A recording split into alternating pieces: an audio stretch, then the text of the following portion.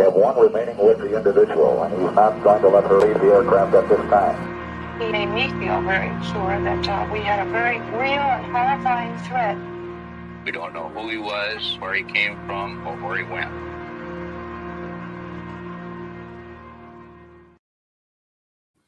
Well, hello, lovelies. It's me, Ryan Burns, DB Cooper Sleuth. Hello, folks. It's June 16th, Anno Domini 2026 of the Common Era, what is it? 50, how many years ago was Cooper? How many years ago was Cooper? 53, 54, 54 years ago? Cooper, 54 years ago. Yes. So I should start doing that.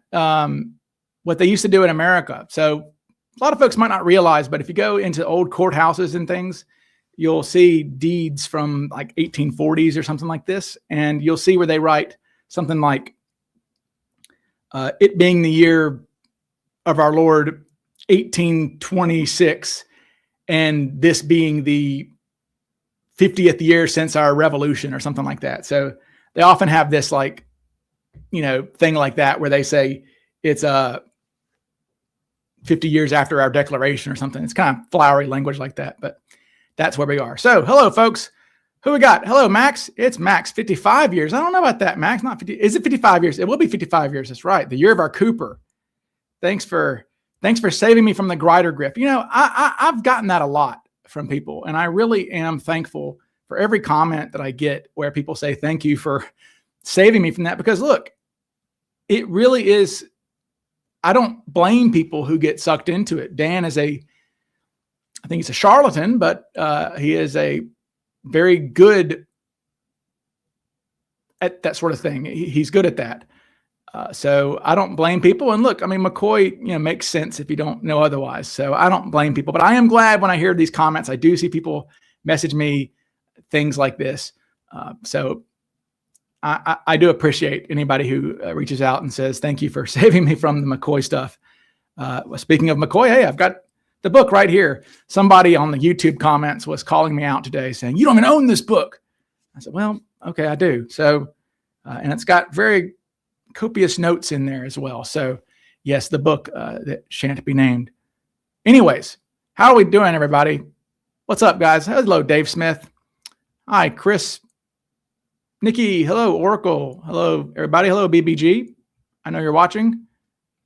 Let's see. Who we got here? Oompa Loompa fan? Oh, you're Oompa Uma fan. Howdy from Montana. Yes. Our Irishman here. I don't know how to say your name there, buddy. Ioram. I should know this. I'm Irish myself. But anyway, it says people should go listen to the American Skyjacker podcast. Absolutely. And watch the movie too.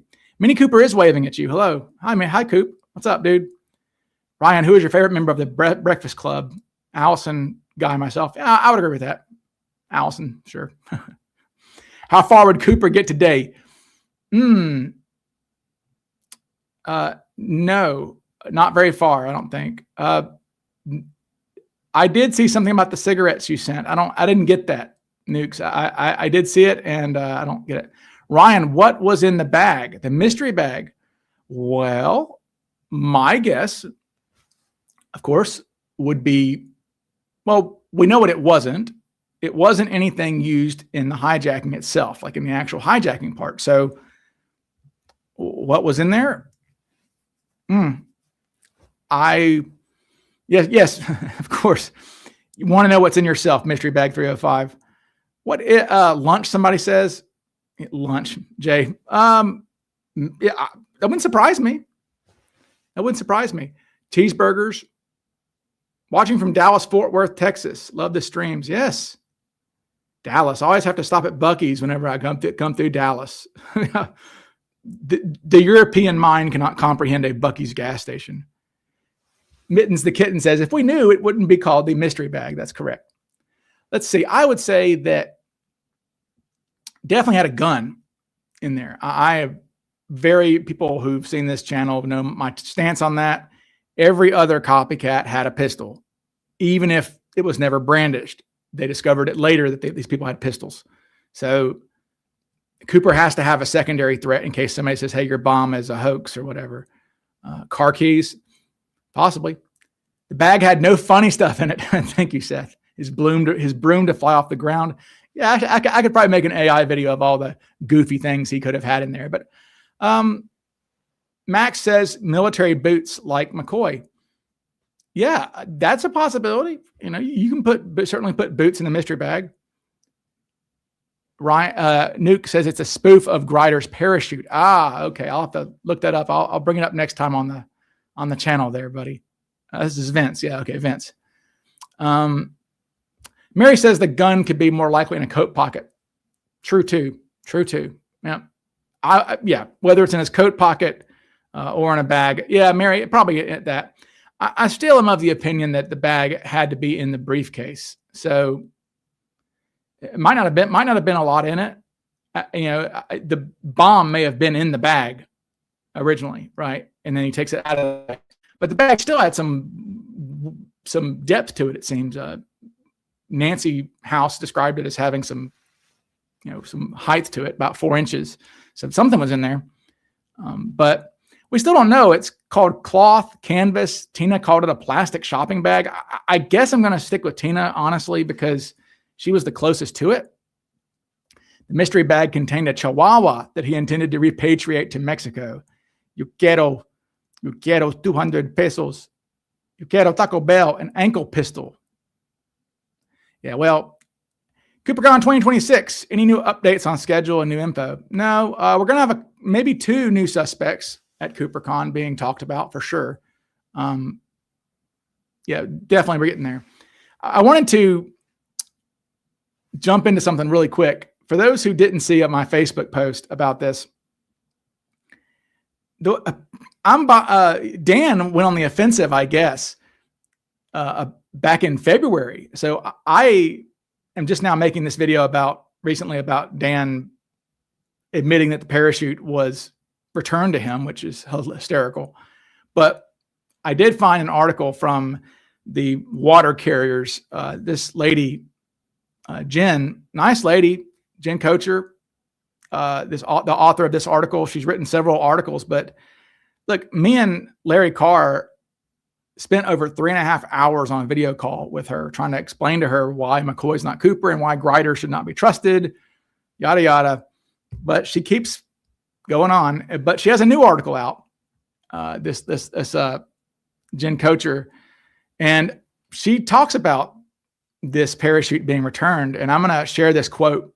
This may be the greatest pretzel logic quote in the history of the human species.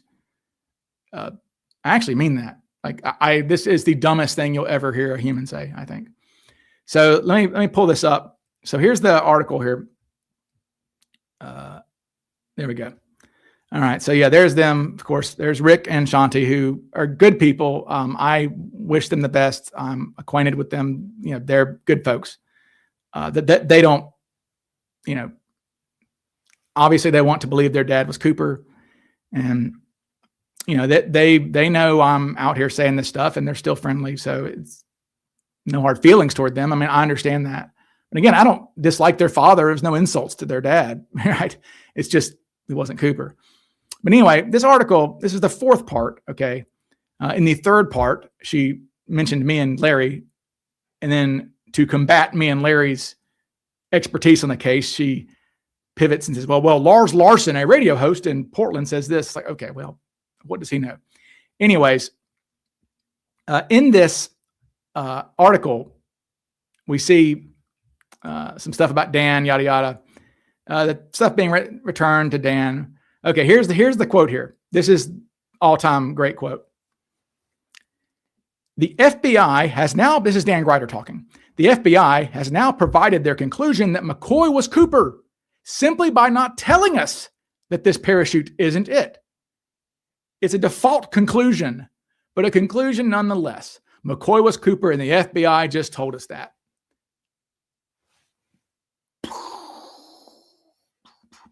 I mean, my God in heaven.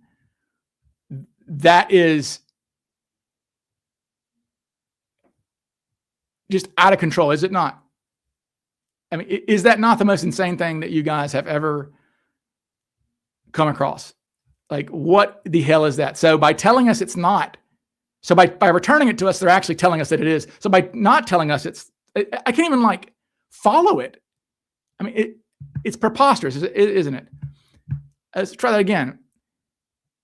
The FBI, I can't read this. The FBI has now provided their conclusion that McCoy was Cooper simply by not telling us that this parachute isn't it. Well, like, that's somebody not understanding that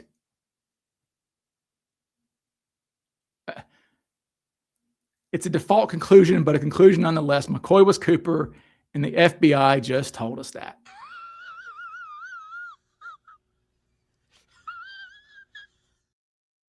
Thank you, Ralph. Thank you, Ralph. Ralph.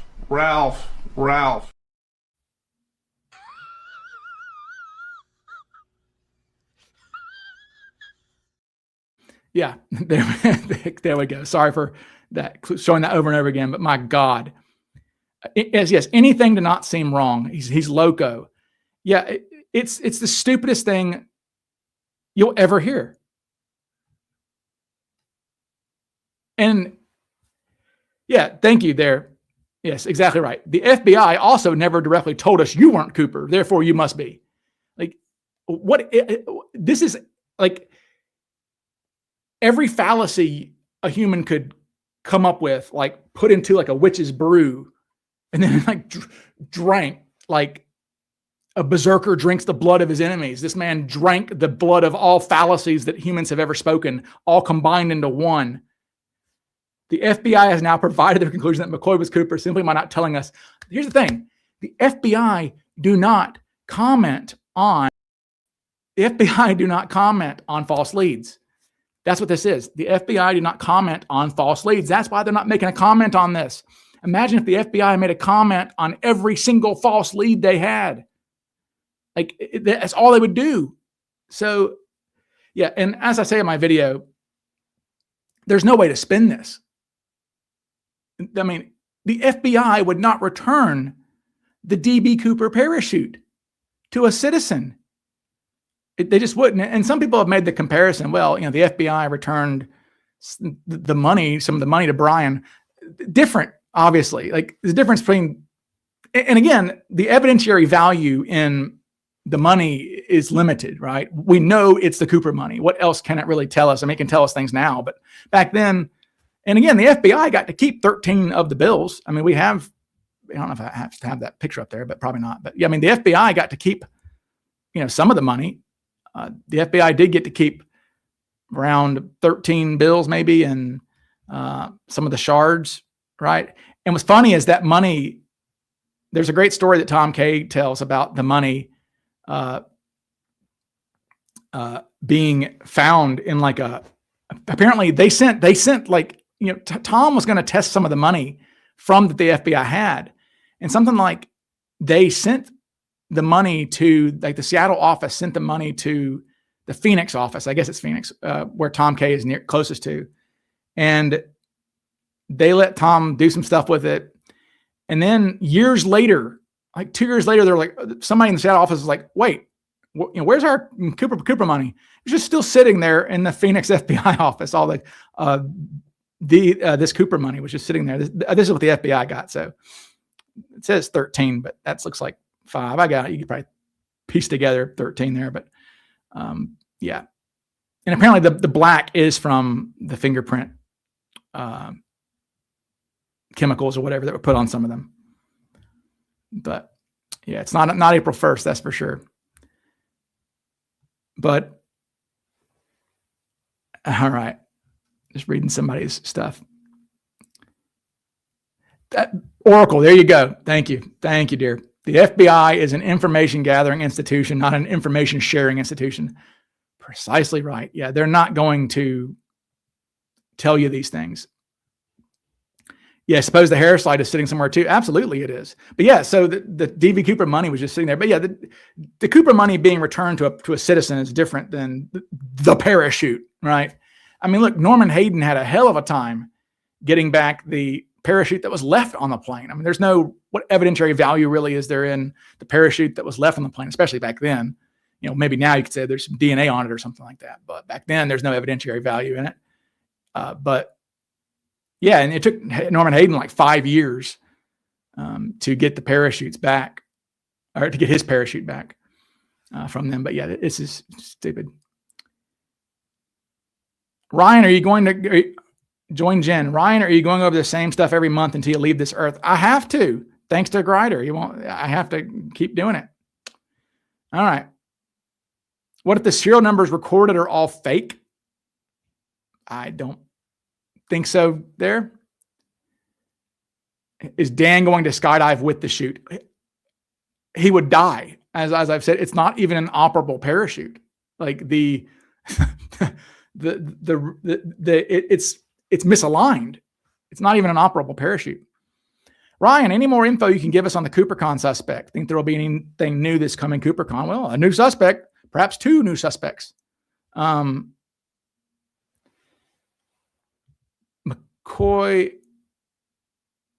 Okay, Join Jen says McCoy and his wife Karen planned it. Planned what? You mean no, Karen didn't plan. I mean, she assisted his stupid idea, but she didn't plan anything. And why do you say Karen's a grifter? Karen was a smart lady. Karen got a PhD and she's all right. Nothing wrong with Karen McCoy. Who's speaking at CooperCon? I don't know. Do you want to come speak? I don't know. We're taking submissions. If anybody wants to do a presentation at CooperCon, sure, let us know. Well, sorry, Max. The new suspect, I don't think, was even in the military, so he didn't save soldiers. So but yeah, sorry, Max, to burst your bubble. This new suspect, as far as I know, was not in the military ever. New suspect has ties to Joseph Henry Johnston. Yeah. Good ties to Joseph Henry Johnston, I would say. I mean, there's certainly, yeah.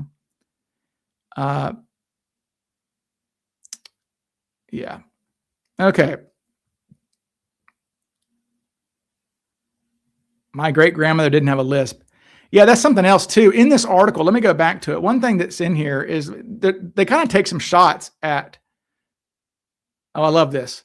Let's focus on the things that Cooper's rig did not have. Cooper's rig did not have this. Okay, we know that. That's the Air Force strap. Obviously didn't have these D-rings. Let's just focus on the things Cooper's didn't have. I will give Jen some props for including, she at least included, I sent her these last year and she at least included them finally. McCoy eliminated as a suspect. McCoy was in class the day before. McCoy was at home at 10 o'clock a.m. the next morning. But anyway, Rick kind of takes some shots at, it's just lost in chat rooms. It says whether the FBI ever conclusively closes the case or identifies McCoy as the suspect is moot for the McCoy children. There are many layers to their father's story. Richard III said, Richard III's dead, that get lost in chat rooms. Their father is often derided in these often portraying McCoy with a clown meme. I'll say this. I think they're referring to the AI image of McCoy.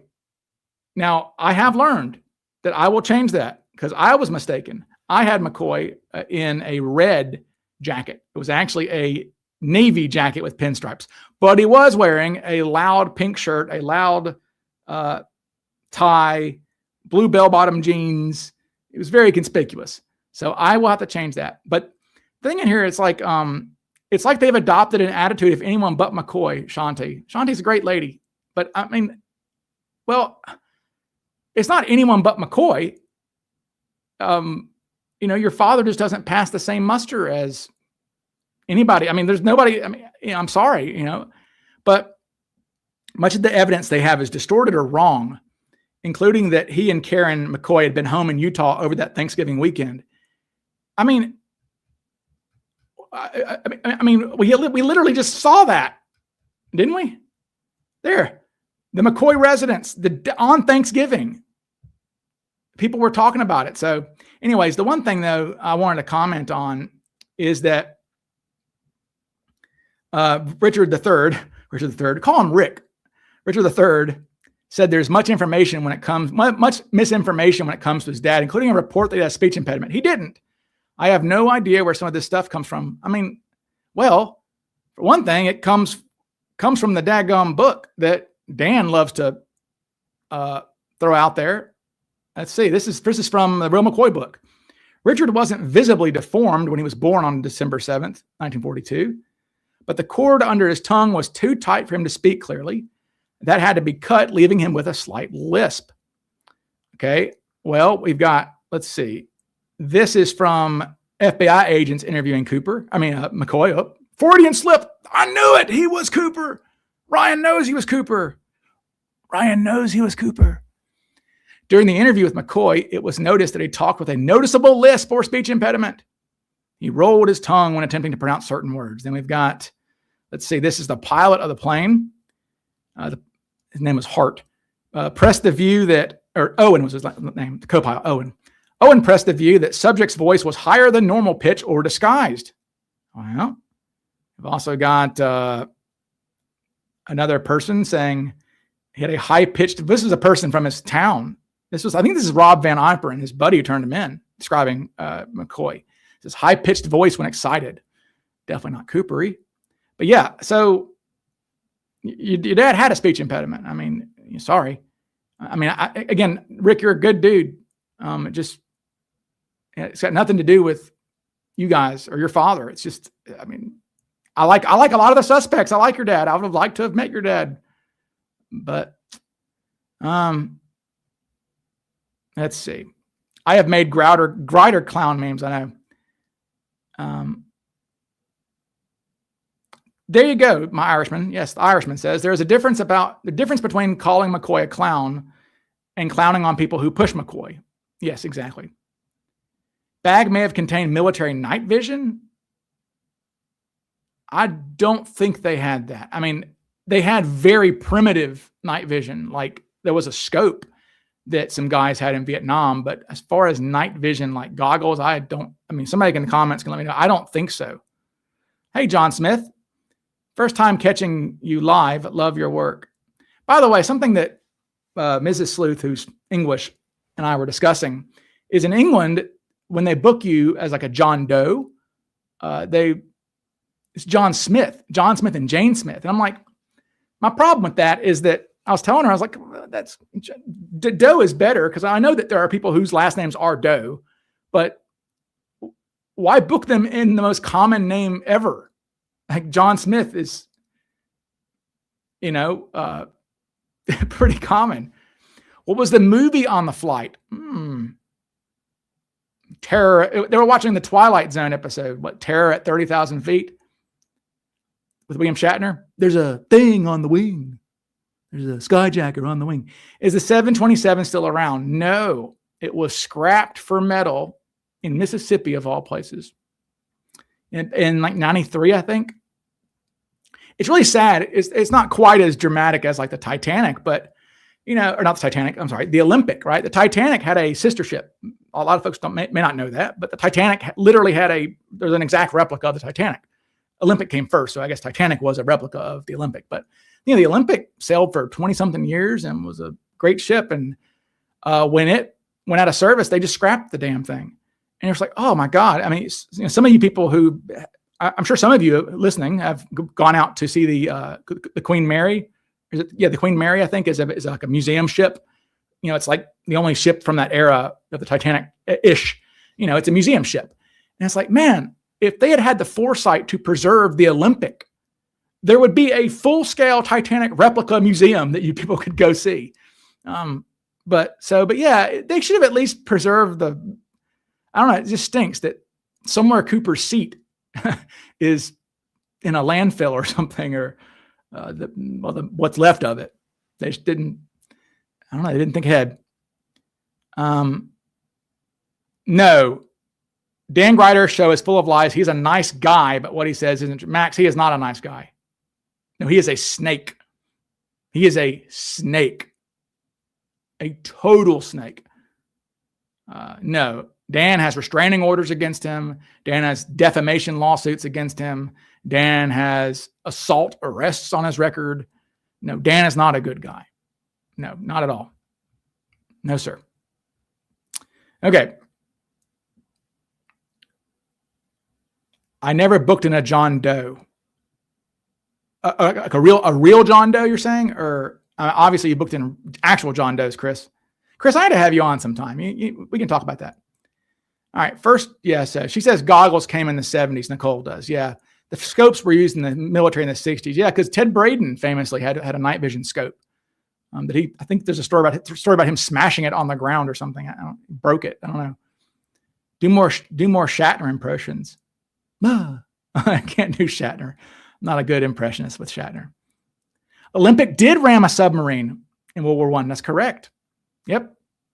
And it was in dazzle paint, which is amazing stuff. For those who don't know, dazzle paint. Let me see if I can find a RMS Olympic. See, dazzle paint. So back in World War I, they used to paint ships in these crazy geometric shapes. And the reason was because a U-boat is trying to track, they've got for launching torpedoes and things when they have periscopes and things that they have calculations for how they can lead these ships. They have to fire a torpedo a mile ahead so it catches up to it, also their calculations. So what they did back then to fool or to try to mess up the periscopes is they would paint these ships in crazy colors. Look at that. Check that out. Isn't that wild? And in color, it's even crazier. Like let me show you all a color picture of it, of what the Olympic would have looked like. So the Titanic sister ship there. Let's see. Yeah, this is what it looked like in color. Sorry, folks. Yeah, here we go. There. Look at that. Now that's cool as hell, isn't it? And all these ships were painted like that. The Lusitania was not when it got sunk, which is interesting, but maybe it should have been, right? Maybe if the Lusitania was wearing its clothes in its proper paint scheme, it wouldn't have gotten blown up. Let's see. Yes, beautiful colored. Yes, very cool, isn't it? Love that. Yeah, dazzle paint. All right, so enough of the Titanic stuff. All right, we'll go back to Cooper. Okay. Max says, Ryan, I think Grider doesn't care McCoy's dead. I believe he wants to ruin his reputation. No, he doesn't want to ruin his reputation. I mean, he thinks it's a great thing that McCoy. Can we hear your Flo impression? He became suspicious of everything. I can't do it very well. Okay. Question for Ryan. Did you happen to see that the FBI just officially confirmed that Nuke Hoax Vince found Cooper's cigarette butts? I know. They confirmed it. That's funny as hell. There we go. Thank you. There you go. Lusitania was not acting as a military vessel, so it was meant to be protected by the laws of the sea, not in war. That's a good, exactly. You're right. The Olympic was a troop ship. You're right. Yep. It was a troop transport. So it was fair game, basically. All right. Does he have some hillbilly playing a banjo? Okay. Yes, the Britannic. That's right. The Britannic also sank. That's another thing. So the Britannic and the Titanic both sank. The Britannic hit a mine in off the coast of Greece or whatever. The Britannic was converted into a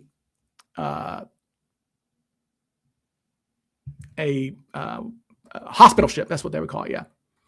Yeah. The Britannic went down sadly, and it's actually not very deep. It actually, if you look at photographs of it on the bottom of the ocean, let me pull that up there.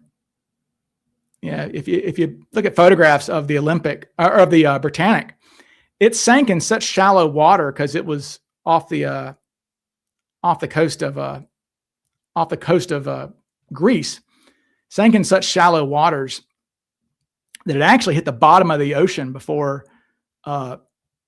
it sank. So it crushed in the bow of the Britannic. But yeah, you can dive down to the Britannic. It's so shallow, actual divers can dive down there, which is nuts. But yeah, there's a picture. That's obviously the Titanic on the bottom, but there's the poor Britannic laying on the bottom of the sea. There's a funnel. You can see a little funnel next to it there. But yeah, the Britannic sadly went down it was trying to limp to shore and didn't get there in time. But what's crazy about the Britannic is there was a stewardess. Her name was Violet Jessop. Okay, Violet Jessop was on the Olympic in 1911 when it had a collision with a HMS Hawke, which was a British frigate or something like this. It had a collision. Wasn't gonna say, but she was on it then. She was on the Titanic when it sank, and she was on the Britannic when it sank. And her Britannic experience was a little more horrifying because if you look at the Britannic when it was sinking, and this is my show, people. If you don't like me jumping around topics, then you can leave. But hopefully you'll stay. But the Britannic was crazy. Remember, I told you that the Britannic was trying to limp to the Greek shore. It was trying to beach itself on the shore before it sank. So its propellers, you can see in this photo, its propellers were still turning when lifeboats were being launched. And so some of the lifeboats kind of got sucked into the propellers, and the main casualties on the Britannic where people got chopped up by the propellers. And the propellers were coming to a stop finally, mostly when her lifeboat went under it, and she got hit in the head with a freaking propeller from one of these giant ocean liners. It hit her in the head and broke her skull open, I think. But she lived. But yeah, Violet Jessop on all three of these ships. Interesting. Yep. Oh, I saw Fred. Yep. Fred mentioned it too. Yep. All right. Let's see. Skip Hall is a very good suspect. Lakich and Braden are not. Braden was. Yes, and Ian's right. The Lusitania was carrying ammo. Yeah, there's no doubt about that. It would not have. Look, the Olympic, I think, the same torpedoes that were fired that sank the Lusitania in one shot, one hit sank the Lusitania. I think the Olympic survived like 12 torpedo hits one time. It's hard to bring down these big old ocean liners. So obviously the Lusitania, a giant hole was blown in it and it sank in 18 minutes, which is creepy. The Lusitania, boy, I don't know. If you want to die, you're going to die on the Titanic, not the Lusitania, because if you died in the Lusitania, you drowned inside the ship, which is horrible. Titanic, those people just froze to death horribly. But Lusitania, the water wasn't freezing. Nobody died of hypothermia on Lusitania because they were off the coast of Ireland. I mean, people could see it off sinking, in the distance. It wasn't that far off, maybe 10 miles off the coast or something like that. But yeah, it sank so fast that if you were below decks, when it starts listing like this, you're just stuck. And so that was the main casualties on the Lusitania. I actually saw a YouTube video about this. They've actually found photographs. A guy was on the Lusitania and took photographs down the deck as it was sinking. And they actually found these photographs recently, and they're damaged because the camera went in the water, and he kept it with him. But he developed these photographs, and they were in his like storage unit or something in England for ages. And you can barely make out what they are, but when you layer them with AI and stuff, you can see it's somebody looking down like the sinking deck, like standing on the deck with a camera taking pictures and you can see a lifeboat in the water that's upside down that people were clambering on top of. It's really cool to see like photographs from the Lusitania sinking. And there's always been rumors that the Titanic, that may have been people taking photographs, although it would have been way too dark to take a photograph, but there were cameras on the Titanic for sure. So has anyone ever asked the HAL 9000 who Cooper was? It wasn't Richard McCoy. It wasn't Richard McCoy. Let's see. All right.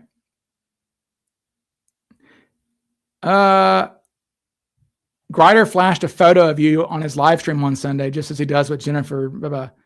He'll do a whole show after night. And yeah, I don't care. Go ahead, dude. One thing I know is he'll never, he'll never be able to debate me. He can't do it. That's correct, Join Jen. I'm glad people are understanding this. Flight 305 was a bank robbery on a plane. 100%.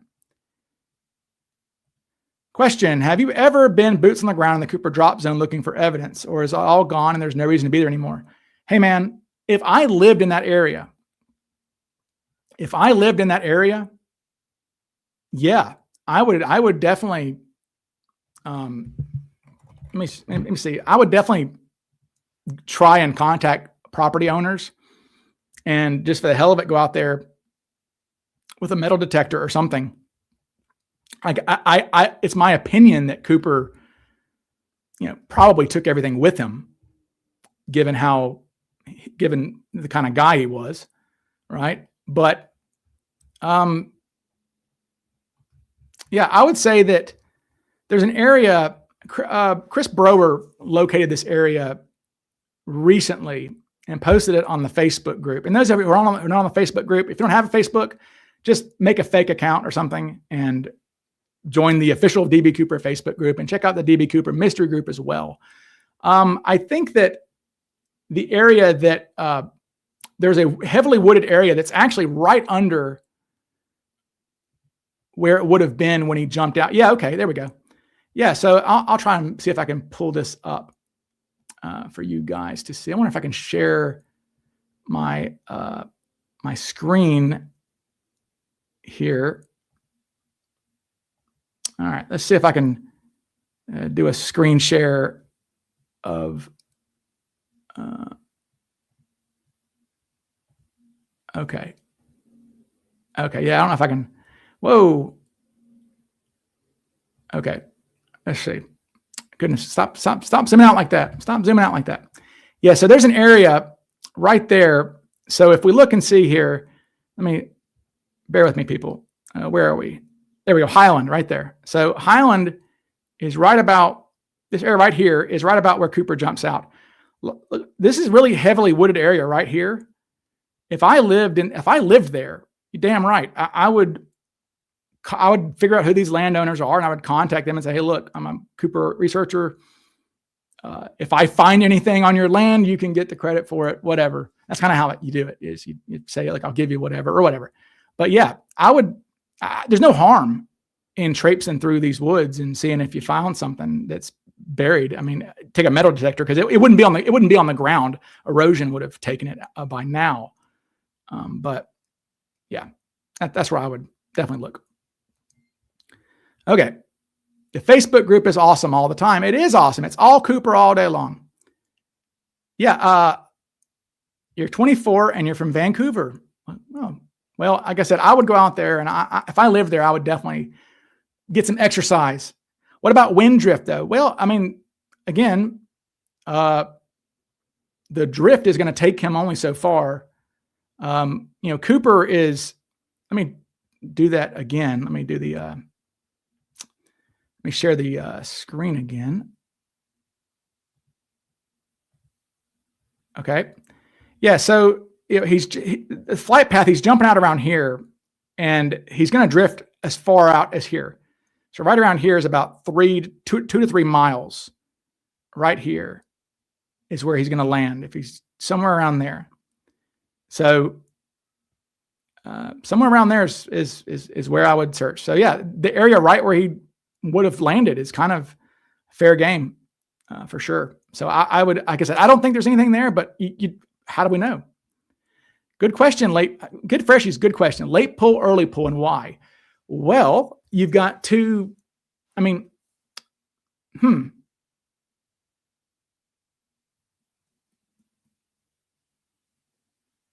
know. I don't know. If I'm Cooper, I'm pulling immediately, because well, some folks would say you'd want to pull immediately just to know your parachute would work or whatever, but he didn't have a reserve, so it didn't matter, I suppose, that it's either going to open or it's not. So there's no real benefit to pulling early, honestly. I mean, I don't know of any of the other ones who pulled immediately. Well, I know that Hetty pulled pretty late. Hetty pulled like 1,000 feet off the ground or something. Hoping him to CooperCon, he can talk about that. He's pulled really late. Let's see. McCoy free fell for quite a while. Mac counted to like 10 or something and then pulled. So I think, yeah, that's a perfect way to say it there, buddy. Yep, you're right. Early pull would make it more unpredictable, but a late pull would be obviously more dangerous. If he knew around where he'd want to land, I doubt he'd pull early.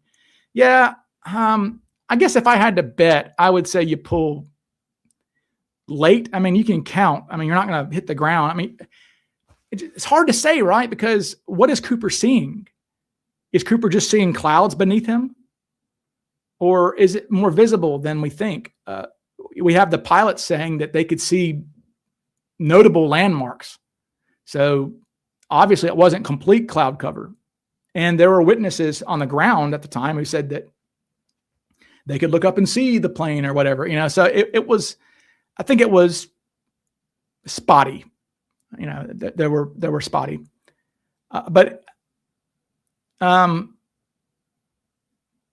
yeah, an early pull would stop his forward travel with the 727 pretty quick. Yeah, people don't realize that you're going to travel along with the plane a little bit, not a lot, but enough to kind of mess some things up a little bit. So yeah, as you jump, it's kind of, you're the physics of that, you're kind of traveling that speed briefly as well. The lights of Merwin Dam. Yes, the famous lights of Merwin Dam. That's so funny that like when I called Jim McClellan, the pilot of the mystery plane that the Ragstar Grift loves to talk about, he's flown there his whole life. And I was like, so what about these lights of Merwin Dam? He goes, what the hell are you talking about there, Mr. Burns? I don't know any lights of Merwin Dam. And I said, he goes, I can't even see. He goes, we can't even see the dam at night. So yeah, there are tiny little lights on Merwin Dam. The cloud cover and bad weather helped Cooper. Absolutely. Look, I mean, it would also, you jump in the rain, it's also going to hurt dogs. I think that's my understanding, at least, that if you were being chased by dogs, I think the wet conditions kind of can mess with that a little bit. Yeah. LaPointe jumped in the daytime. There was a jet circling around him as he descended, a military jet, like, we see you.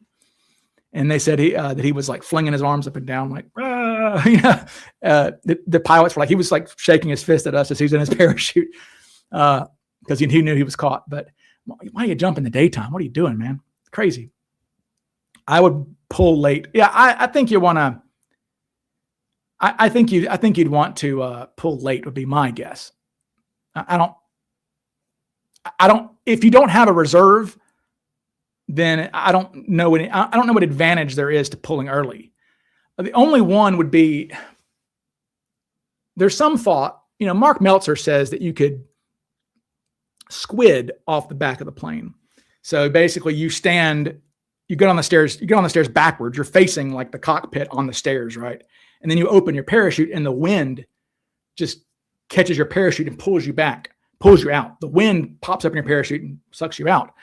And they're saying that way, the opening shock isn't going to be so powerful that way. And I don't know if that's, I mean, Mark would know, Ryan, have you ever been to Canada where Cini lives? I've been to Canada, but I've never been to Calgary, which is where he lives. I've been to, Toronto, been Ontario. I'm not sure. I'm not anywhere else in Canada, but it's been Ontario. Yeah. All right. The banks don't check very hard. Has there ever been a profile on where he spent the money? No, that they don't talk about that. I don't think it would have been too hard to spend the money. Hell no. Now look, the FBI knew that was a long shot. Look, the serial numbers really only mattered for evidentiary purposes once Cooper is caught. Because say you pull over Joseph Henry Johnston, right? And he's got a couple serial numbers that match. Well, then there you go. But it's not like a investigative tool to find the guy, right? It's not, they weren't thinking of it that way. I mean, maybe if he was stupid enough to walk into a bank with $30,000 of 20s and caused a flag transaction, because there are flagged transactions that are suspicious by nature, I guess.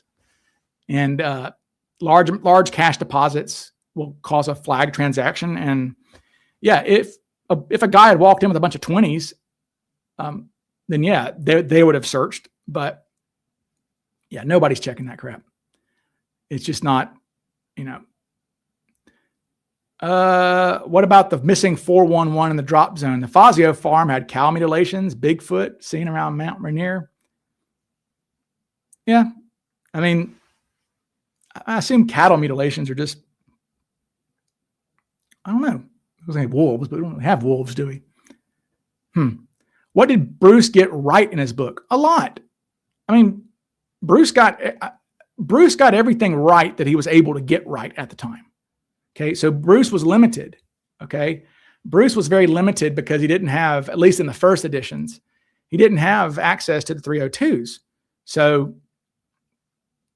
no, Bruce didn't get anything wrong. Nothing I would say. So when you say that he got it right, he got everything right. I mean, it's given what he had access to. And I applaud Bruce greatly. I love Uncle Bruce to death. I applaud him greatly for writing that book and having the tenacity to go interview these people himself. Like, I'm too much of a wimp. I don't like cold calling people. I would never go knock on somebody's door and talk to them. That's just not me. I'm too shy for that. And people say, you're shy. Yeah. In person, I'm not like this. Meet me in person. I'm not quite like this. Do we dare ask about the publication date for your book?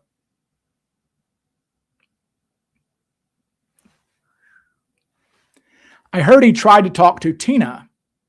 Yes, he did. He tried to talk to Tina. And she did not want to talk to him. So, what do you make of Langseth practicing night jumps? Who does that without a reason? I don't know. I mean, the only issue I have with some of the Langseth stuff is that there's no proof that this was verified.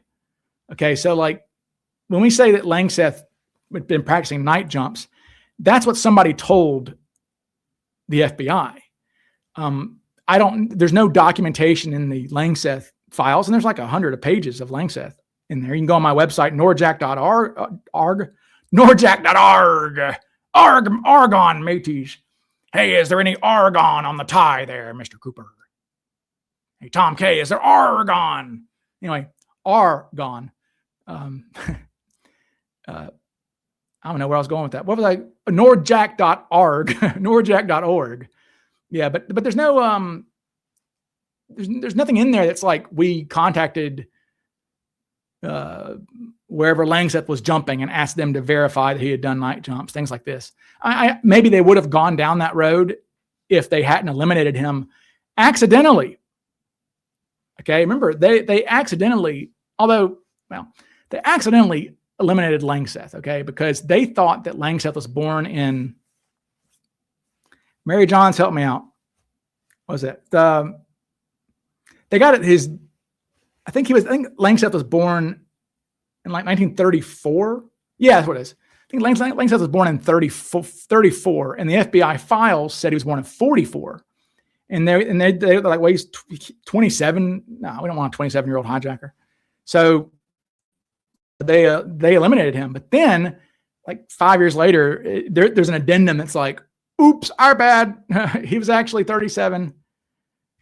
Did Langs? Yeah, 10 years. Thank you, Mary. Yeah, 10 years off on him. Argon mateys. Hey, Tom K. Yeah, exactly. Mary Johns. Yep. She says the same thing with Joseph Henry Johnston. An informant said he was doing jump training, but who knows? Yeah, I think if they had gone further down the Langseth path, then maybe they would have done what they did with McCoy, right? So like McCoy said he had a limp because he hurt himself skiing. And the FBI thought maybe it was because he hurt himself in the Cooper jump. And so it's in the FBI files, right, where they contact his doctor and they're like, look, when did this happen? And what was it for? And they're like, oh yeah, it was a month ago. And he hurt himself on the ski slopes in Salt Lake City or whatever. So yeah, so I think they would have gone down that path further with Langseth. But again, I don't know. Another thing that hurts Langseth too, right, is that they eliminated him based on his photograph. They did show, and I can't tell if it's Tina or Alice. I think maybe it's Alice, because the problem, as I've said before, Hancock and Mucklow are the same number of letters. So when you're trying to figure out redactions, it can be hard. And then what's even harder is sometimes they start referring to Tina as Tina Larson. Once she got married to Alan, she became Tina Larson. And so they started referring her to Tina Larson at times. Does my new book cover the letters? No. People won't like that, but no.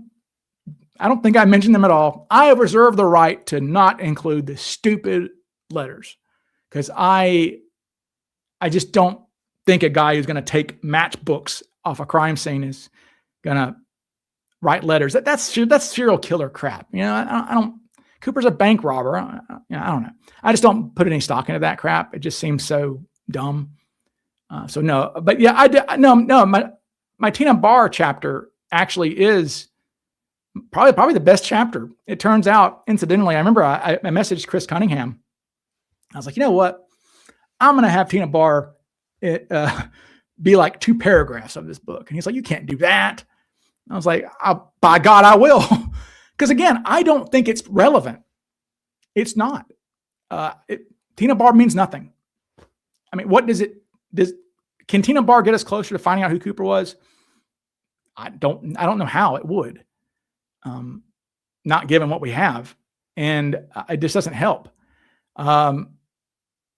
Again, as I've said, the only real thing it does, it tells us 2 things. It says that he probably lived, and it tells us it was Cooper's money. That's about it. As I said, you have to come up with crazy scenarios to figure out how the money gets 15 miles away from where he jumped out with him dying. No. But no, my Tina Barr chapter actually turned out to be amazing. I spent a lot of time with Brian on the phone. We talked to his mom, and it kind of that chapter really came. And I on my Facebook group, you go on that, I put that chapter on there. I for free or whatever. I uploaded that Tina Barr chapter a couple months ago. You can go on the Facebook group and just try and find it somehow. But yeah, so I put that chapter online for people to read, and it's mostly about Slim. That's Brian's dad. His name was Dwayne, but they called him Slim. He was a basketball player, about 6'4". So they called him Slim, like a beanpole. He was really skinny. But the book, I mean, that chapter really was about his struggle with what to do and how it affected him negatively. He got arrested because of Tina Barr. Okay, people were looking for him out of Oklahoma on a warrant, and they go, "That's the guy we're looking for." And they went up and arrested him, and it was just a whole thing. Really sad. As you know, Slim says, "I wish we'd never found the money." And yeah, let's talk more about the placard, please. Was it ever determined where it came from? It did not come from the Cooper plane. Period. That is indisputable at this point. A couple years ago, I contacted Marilyn Newton, who is the woman who took a lot of the photos that we have of Reno. So most of the photographs we have of Reno, of Tina looking all disheveled, and Tina walking out with the tissues in her Mary Queen of Scots biography, which people thought was a Bible, but those were all Marilyn Newton, who was a female photojournalist of some note, became one. And I messaged her. I called her actually, and she's like 80 years old now, or in her 80s. I said, "Look, do you know where all your photographs are? Do you have negatives, because I wanted some stuff for the book. And she said, well, I gave all that stuff to the University of Nevada, Reno or campus or whatever it is. And so she took a lot of photographs of the plane as it sat there on the ground. And I was able to get crazy high resolutions of the original negatives that they turned into. So these are like 60 megabyte files. So I have these incredible photographs of the plane as it's sitting there on Reno from all different angles. The placards are there. Okay. There's no, that placard was not from the Cooper plane, 100%. And I know that Flyjack and Georgia, I think a couple years ago, determined that it's not the right kind of placard anyway that would have been on Flight 305 at the time. So it's not so, but I got the visual evidence at least. So more. Let's see. No, it's not the same chute. Somebody says, is the parachute found by Grider the one McCoy jumped with for his hijacking? No, that was seized. In evidence. In fact, I thought I was just looking at that earlier. Where is that? I was just looking at that. Okay. Is this what they seized? Okay, here we go. Yeah. Okay, so let me try to screen share this for you guys. This is the items that were seized from the McCoy property. Let me do this. Okay, share screen again.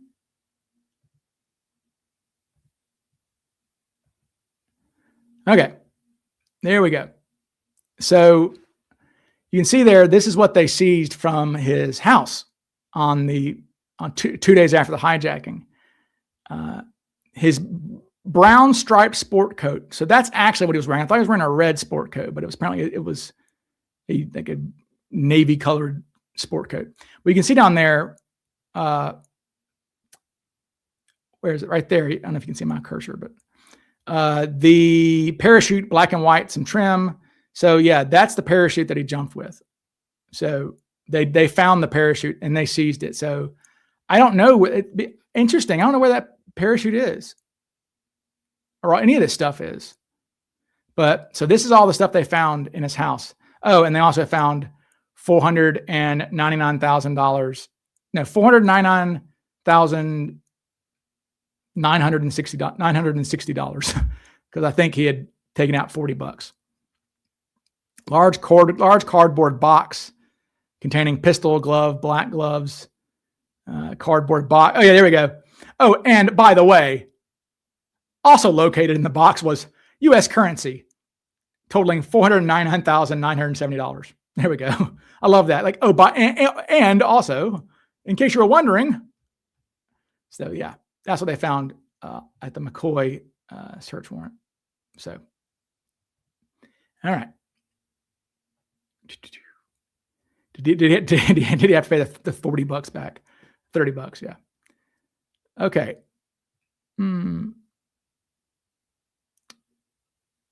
What do I know about William Keats? William Keats? Remind me, I'm brain farting on a William Keats. I'm sorry. Ryan, did McCoy plead or go to trial? He had a trial. Yep. McCoy had a trial. And it was a death penalty trial, actually. And the death penalty was actually abolished during his trial. And so the judge, during sentencing, it was during the sentencing phase. Now, they weren't going to sentence him to death, the jury, I don't think. But the judge did call the jurors back and say, hey, guess what? U.S. Supreme Court just outlawed capital punishment. So that is off the table. And they did give McCoy, was it 45 years? Can we find a throwaway suspect named Charles Barkley just for giggles? For those who don't know, yeah, Charles Barkley. Bruce Smith, author Bruce Smith, did a remote viewing session, as he does. Mrs. Sleuth has actually done a remote viewing session with Bruce before, and it worked. It worked, I swear to God. Bruce was like, what are you thinking about? and like he wrote it, or, she wrote it down, and Bruce was like, I think you were thinking of a beach. And it's like, she was thinking about a beach. It's like, whoa. So that was fun. But anyway, he was having a remote viewing session, and in his remote viewing session here, he came across Ted Braden. Ted Braden said, hey, Bruce, I'm not DB Cooper, but a guy named Charles Barkley was DB Cooper. So, good question there. Yeah, I do. Demise is due. Interesting. Ryan, do you know when it was made public that the serial numbers of the ransom were recorded? Yes, December 9th is the first instance of that. Would you have encouraged McCoy to plead as a yeah, of course. I mean, I don't know why I don't know why they had a trial, honestly. He was dead to rights. I mean, they found the money in his house, for God's sake, right? So, okay. No, Charles Barkley did not play for the Bulls. Charles Barkley played for the 76ers and the Phoenix Suns, right? When did the 76ers he played for? Philadelphia, right? First, and then he went to Phoenix. Am I wrong on that, people? Okay. Hey, man, I answered your question just now, man. Is the parachute found by Grider the one McCoy jumped with? I just told you no, because it's listed here, right? The one that he jumped with was found in his house. Right there. Right there. Parachute. Black and white, some trim. There we go. Yep. So there we go. All right. 76ers, Suns, and the Rockets. Yes, thank you. I knew he was, yeah. I thought the Rockets too at the very end, yeah. That was his Washington Wizards stop, right? Like when Jordan went to the Wizards. Then it's a random parachute. It's dumber than I thought. Oh, it's not just a random parachute. It is an inoperable parachute that I cannot say certain things about, or I think I will get sued, which is fine. Honest to God, sue me. But I don't want to go through that trouble. But Dan don't want to sue me because, I'm an attorney. I can do this myself for fun. It's not going to bankrupt me to defend myself. Okay. Does Bill Mitchell remember to which agent he gave his side profile sketch? No. He did interact with John Detler a lot, and he remembered him. It was pretty interesting to see John Detler and Bill Mitchell meet again at CooperCon a couple years ago, because they remembered each other. Okay. All right, Max, hang on. All right, guys. Thank you. I do appreciate you guys keep asking things. I do like that because the chat moves so quick. So thank you for asking again if I missed your question. Yeah, exactly. Mike Concho. They found the money in his house. Ladies and gentlemen of the jury, sure, they found the money in his house, but that doesn't prove anything. All right. And I don't know how it got there. Okay. All right, Max. What are your questions? Let me see. All right, Max. Hang on, buddy. Is this a question? I don't know what I say if that's not a question, Max. I say if Cooper was an American hijacker and went to Mexico, Max, gotta use commas, man. I can't read that. Gotta use commas and proper sentence syntax will make me be able to read quicker. So, but here's this one. All right. And did they search border crossings? No. Not that I know of. I mean, they may have told border agents to be more aware, perhaps, but I've never seen that in the 302s or anywhere. So, somebody asked a question about the 302s recently, or a second ago. Well, here's the easy answer. What would be the actual evidence that would bring the mystery to an end if they found a body in the dump zone? Well, yeah, that would end it but they're not going to. Is there DNA to match to anything on the plane? Is there DNA I mean, no. I mean, the only thing the only DNA that we have, no, there is no. I mean, the tie gave us some DNA. It gave 3 very partial profiles, like extremely partial profiles, that are pathetic. I mean, millions of people could match on those. The hair slide is out there somewhere, presumably. That's what's going to solve it. If the hair slide, who and why was Earl Cossey murdered? Some people say he was deep into gambling. There are some insinuations about him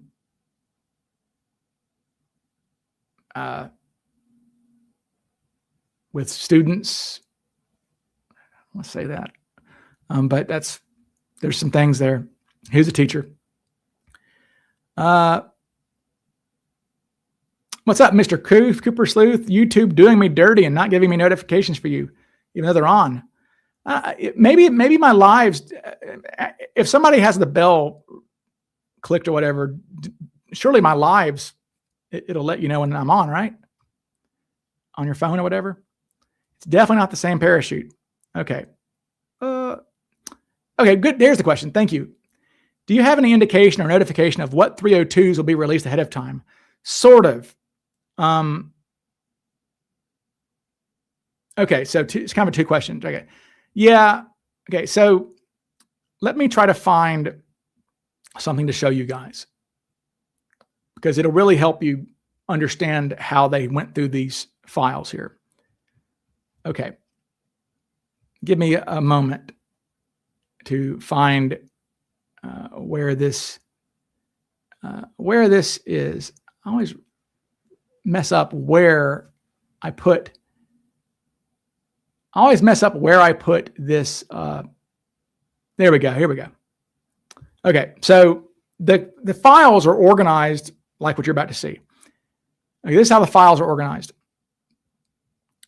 They're in like subletters. Okay.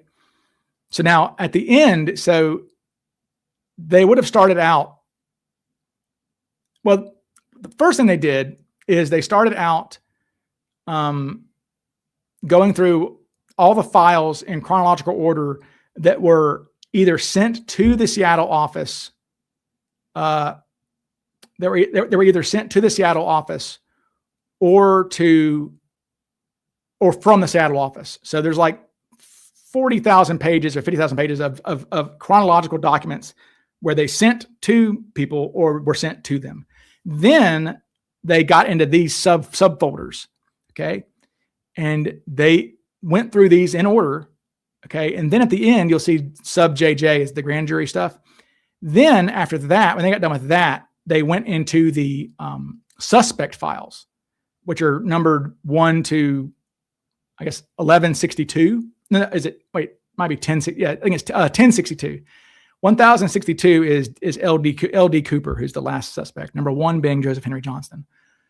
So they've been going through those numbers, and in the suspect files folders numbered 1 to 1062 are in chronological order of when they received the tip or whatever. So like that's how they numbered these things. Okay, so a new suspect shows up. We just finished number 36. This guy's gonna be number 37. You see, so right now we're only in like the mid 70s with suspects. So basically, what am I doing? Okay, there we go. Yeah, so basically we're just going through suspect files now, and it just kind of sucks because there's not much to be gained anymore from the. I mean, not a lot. The only benefit I would say that's coming out in the last year or more, I think they've been doing suspect files for 2 years maybe by now, but the only real benefit is every now and then you'll come across something where eyewitness is shown a photograph of one of these suspects, subject number 355 or whatever, right? And you'll see their comments on it. They'll say, "Oh, I like that guy's lips," or "I like da-da-da." And so you can then you can go and answer, like, I don't know, Bill Jones, okay? Bill Jones, the suspect, or I'll pull a real name. Benjamin Franklin Stevens is a suspect, right? There's a 302 that's like, Benjamin Franklin Stevens, we showed his photograph to Court Harmsum Spreckle, And he said, not the hijacker, but his flabby face skin looks like Cooper, or looks like the hijacker. Okay, well, that helps because we now have two people saying that Cooper had flabby skin on his face. When originally we only thought Bill Mitchell said it. So there is some stuff you can find in there, but it's mostly just crap. It stinks. It's lame. It was a lot cooler back when we're getting real cool stuff from the 302s, but not anymore. Marianne instead of Ginger for sure. If Cooper was still alive, would you represent him? Yeah, sure. I mean, I don't represent murderers, but I mean, if he'd killed somebody, maybe, but I'll represent a hijacker. Why not? J.C. Penney was high end in 71. I don't think so. Flo or Tina? I think Flo would be more fun. My guess. Flo married a football coach, and Flo's from Arkansas too, so she's a Southern girl. So I guess I would choose Flo over a Yankee girl. Sorry, Yankees, but probably Flo. She could say, Ryan is very suspicious of my activities lately. He thinks I'm having an affair. Ryan got very suspicious. But yeah, I'd go with Flo. Let's see. Okay. Maybe Ralph. I'd go with Ralph. I'd date Ralph. Oh, how do I know what to FOIA? Could be anything that there is some info about or something specific. Oh, God. Well, let me see if I have my FOIA list I could show you. I keep a list of all the FOIAs that I've got out. They take years to come back. Let me see if I've got a list of the FOIAs. Okay, yeah. So I can kind of show this, I guess. These are all the active FOIAs that I have at the moment. Let me pull that up. Okay, give me 1 second. Can I?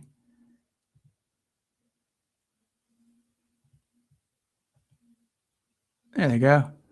Yeah, so you can see my FOIAs. I have to keep track of them. So yeah, I've a couple of these. I've gotten that one back. I think I got the Burnworth photo. Maybe I got the Alan Cooper photos. Yeah, I got the Tina Barr photos. So yeah, I've got a bunch of these. But and look at the dates on these. Yeah, 2023. So I got that one. I got Langseth. I got Catalano. I'm still waiting on the LaPointe hijacking file. Okay. They are keeping me up to date on that. It's a big file, and they're pissed at me for doing it, but they're working on that. And then, so yeah, that's, so actually I've gotten a bunch of those, so I don't have many, but yeah, when you FOIA for things like that, you have to be very specific. And you say, I want this and I want it on this page or whatever. Yeah, exactly. Ultimate Cube. You have to know first what you want.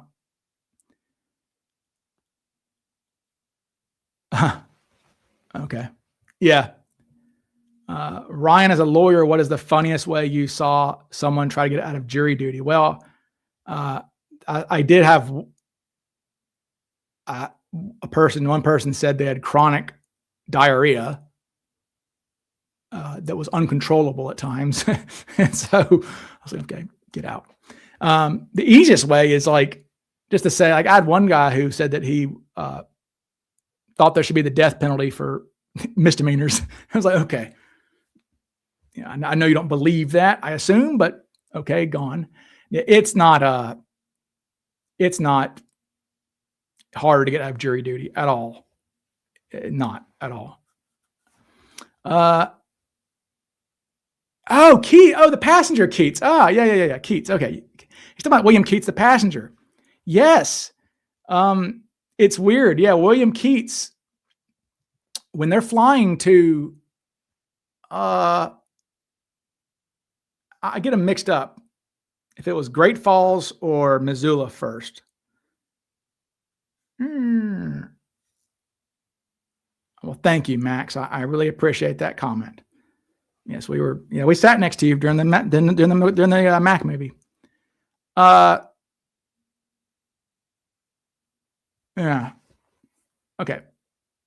William Keats. Yeah. So there was like I said, I forget which one it was. I think it was maybe Great Falls came first. I don't know. Anyway, regardless, when the plane leaves Minnesota, the only people on board are, Captain Scott, Radachek, Andy, Tina, Flo, Alice. Alice's husband, Jim Hancock, was deadheading because he was going to jump on, Great Falls. Thank you. Great Falls is east of Missoula. So Great Falls first. So in Great Falls, Jim Hancock gets off and goes and boards another plane where he's going to serve as a flight engineer. So he was deadheading. So Jim Hancock was on the flight 305 for a while. And Keats. So it's like Keats is the only passenger on the plane from Minnesota until they get to Great Falls. So I like that. Let's see. Just curious, after CooperCon this year, will you be able to reveal? Yeah, I know. Sorry. I really did think I was going to be able to tell you guys about soon. I hope. Just hang tight on the suspect from last year. But yes, I assume if the second guy won't mind, and the first guy is not going to mind. You guys will know who these people are. There's no, as far as I know, there's no family who are freaked out about it. What if Tina was in on it with Cooper? The problem with that is that, remember, Cooper's first choice was Flo, not Tina. So that has never worked, because how did he know that Flo was going to cry and, do all that? Is there something that you could come up with to sue Greider for? No, but I'll say he's lucky the FBI don't give a shit about this, because I'll just say that it's remarkable. That parachute is in remarkable condition. Can I go back to that? I'm going to go back to that very briefly. Where is it?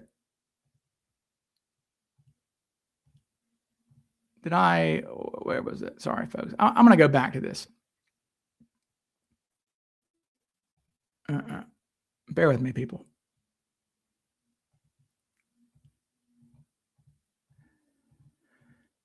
There we go. Okay. We're going to go back to this Cowboy State Daily thing, because I'm going to show you something. And I will present it without comment, because like I said, I'm not saying anything. I'm not implying anything. Just gonna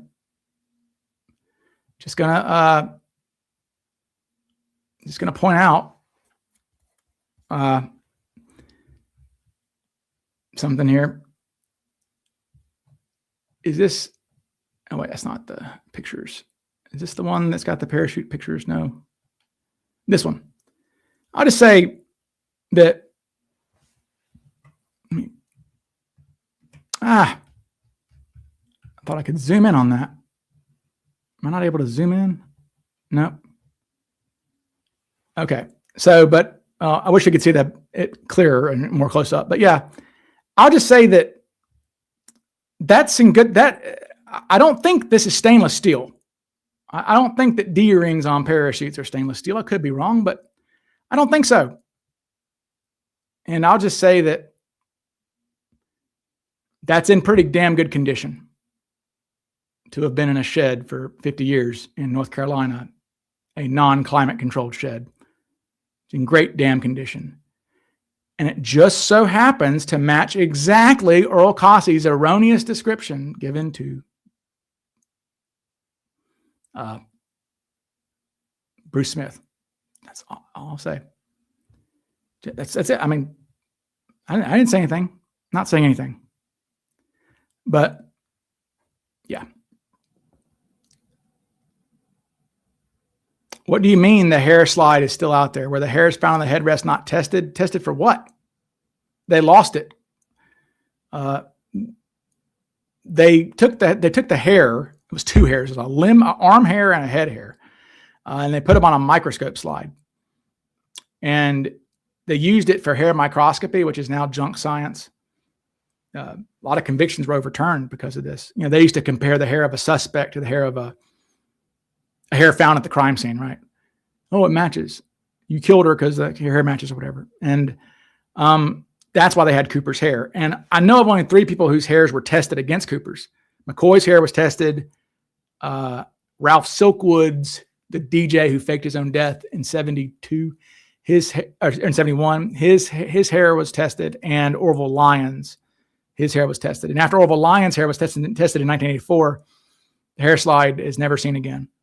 And so when we get to like 2000, Agent Ralph Hope messages the Vegas office saying, hey, DNA is a thing.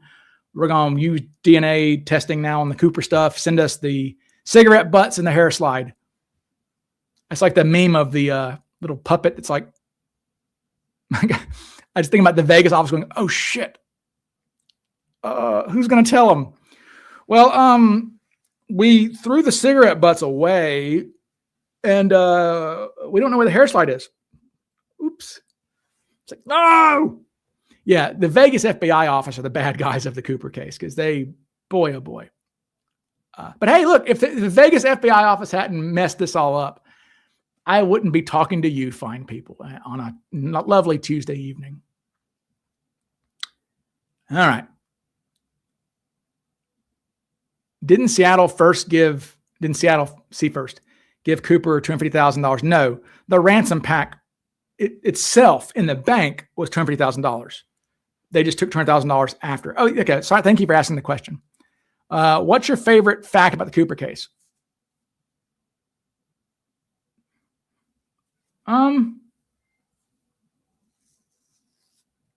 Gosh, I don't know. I guess there's so many. That's a great question. What is my favorite fact? What are some of you guys' favorite facts? I don't know. I like all of it except Tina Barr. Yeah. Hey, look, I don't think so, but possibly. Yeah, I did a FOIA on the hair slide. And I said, find this damn thing. And they accepted it. They said, okay, well, look. And instead of sending me a letter saying records are inconclusive or we can't find it, they just closed it. It's the only FOIA I've ever had that was just closed. After like a year, they said, sorry, we administratively closed your request. It's like, why? So maybe they found the hair slide. I don't know. That's a good fact. Yeah, I like that trivia that his name was Dan Cooper. I've always said, like, Cooper, 2 things, assuming Cooper lived, when Cooper's on his lazy boy chair, 2 things I think surprised him the most. Number 1, he's probably going, where the hell did they come up with DB Cooper? He's like, that wasn't my alias. Number 2, in 1980, when they found the Tina Barr money, I wouldn't be surprised if Cooper was like, how the hell did that get there? So, Fred, you're right. That's actually up there for me, to be honest with you. Fred says he's partial to the SR-71 searching. Yeah, that's a good one. I like the fact that J. Edgar Hoover himself gave us our spelling for Norjack. That's kind of a cool trivia. Let's see. So how much did they give him? They gave him $200,000. The crew was very competent. Yes, they were very competent. Okay.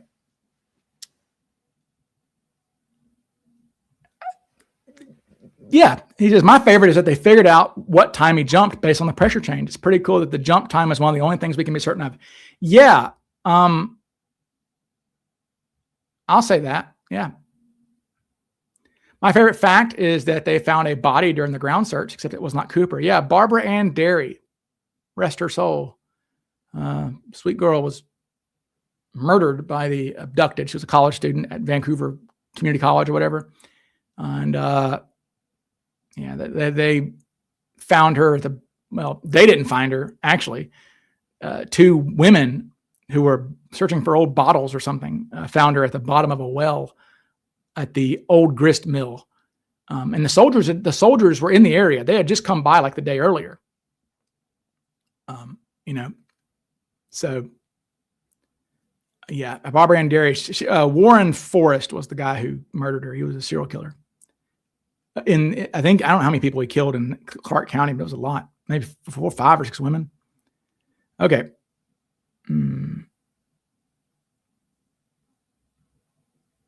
My favorite fact is that none of the copycats were Cooper, and no one who has appeared on the History Channel or HBO was Cooper. Don't tell Flyjack that.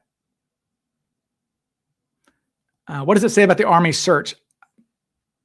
Well, I mean, yeah, good point. It is kind of weird that the U.S. Army is out there looking for something, and these 2 girls, they were 2 young sisters, I think, found this body. It bummed everybody out, though, to fish this corpse out. She'd been dead for about a month, I think. Have I heard the theory that Garth Brooks is a serial killer? Yeah, I have heard that theory. Yeah. The Irishman right here says, my second favorite fact is that the flight mysteriously teleported 140 miles north to the northeast. Yeah, I went to Clay Elum, man. Good question, Chris. Did the FBI contact local hospitals to see if a D.B. Cooper suspect was there for treatment from injuries related to the jump? Hell yeah, they did. I think that let me see. This is why my book needs to come out, because it's a handy guide for people. Okay.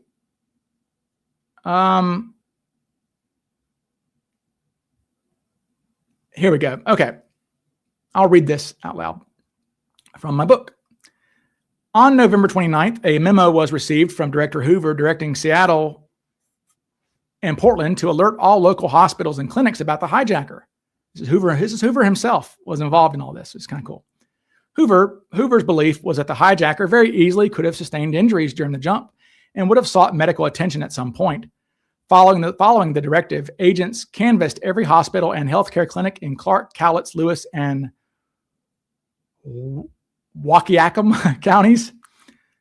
Flyers with the sketch were also posted at virtually every hospital in southwestern Washington with a text stating, "It is considered likely that the hijacker sustained injuries in connection with his jump by parachute," and extolling all personnel to be on the lookout for him. Then I talk about Kronk. I say it's unknown how many leads were produced from these efforts, but one coming from the Albany General Hospital in Albany, Oregon was highly suspicious. On December 3rd, an individual named Harry Kronk was admitted to the hospital with broken ribs, a compressed spine, and an injury to his forehead. According to one of the doctors, Kronk's injuries were several days old by that point and were believed to have been sustained from a severe fall. Curiously, when asked by hospital staff about the source of his injuries, Kronk refused to tell them. A quick check into his background revealed that Kronk was a 45-year-old truck driver from Minnesota.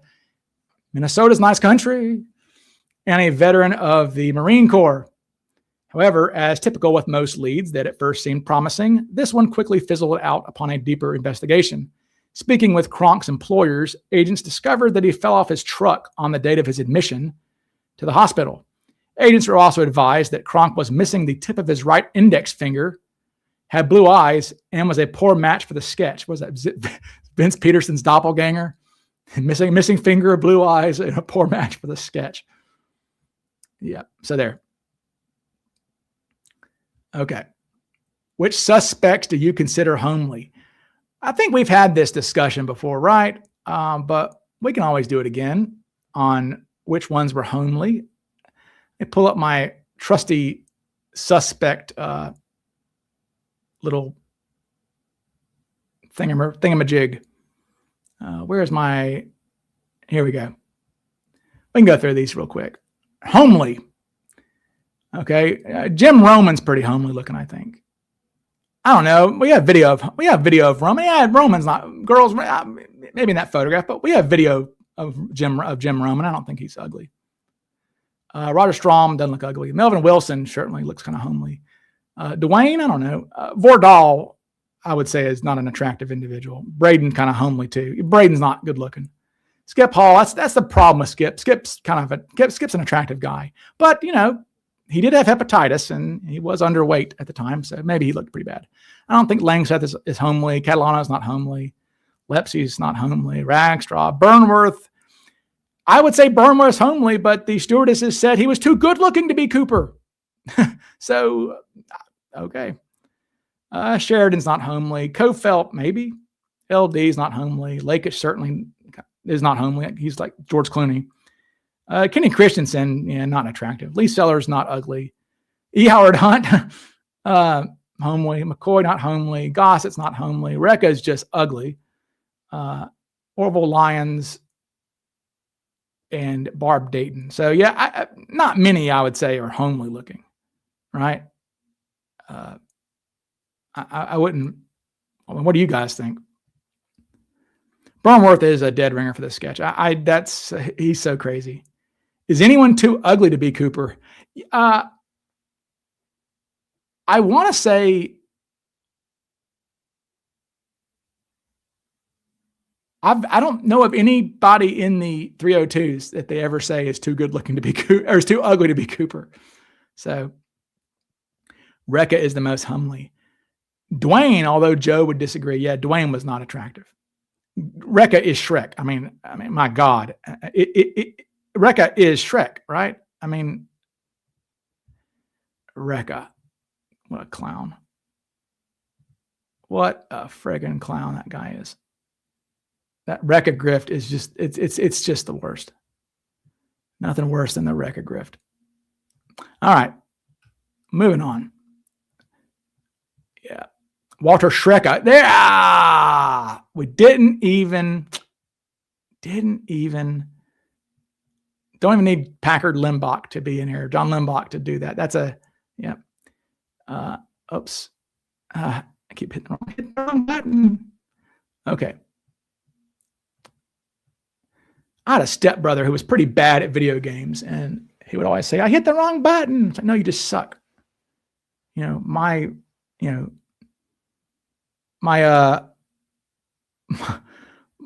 Blanca combo in Street Fighter is better than your crap. Walter Schrecka. Beauty is in the eye of the beholder. Yep. All right. Weber looks like Alfred E. Newman. Yeah. We know it was not Chuck Norris because he used a parachute. That should get the Himmelsbach laugh, but will Wendina Yuba be a guest at CooperCon? I've been fascinated with Bordahl since she's been on your show. Yeah. That photo does not look like Ragstraw. It's him. I mean, that's him. That's Ragstraw. There's no doubt about that. And it's from a month before the hijacking. That's the crazy thing about Rackstraw is that photo is literally 1 month before the hijacking. So yeah, that guy's not 45 or 50 for sure. And he's not ugly either, I wouldn't say. He's not gaunt looking. I mean, Cooper was described as, there's even, I actually came across a file. I'd never, you still come across things.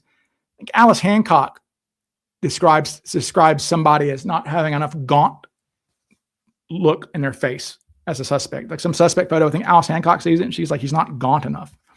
So Cooper looked gaunt. Verdal saved over, hey man, you're not kidding. Verdal may have saved my life. My grandfather was in the 31st Infantry Division, the Dixie Division, and they were, if you look up the plans for, I think it was Operation Olympic, I think, was the invasion of Japan.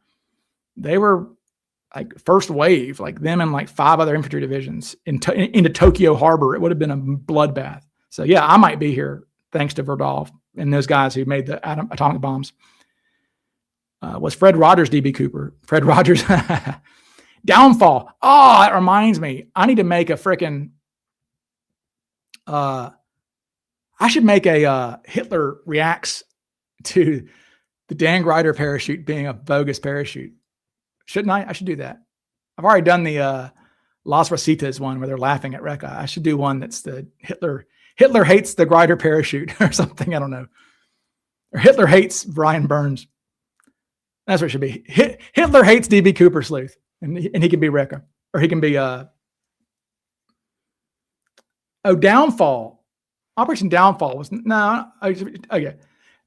There you go. I get them mixed up. And what's crazy is I wrote my term paper in college on this. Yeah, you're right. Coronet was Tokyo. Olympic was Kyushu Island. Yep, thank you. Yep. Are the FBI still releasing the files? Yeah, man. Every month. Like clockwork. Get 400 pages a month or so. But these days, no way. Hitler Reacts gets auto copy striked. Well, I'll just appeal it. I get copyright strikes all the time. I did my term paper in college on DB Cooper. Cool. Ryan, regarding your video, do you really think Rack was the TW bomber? No.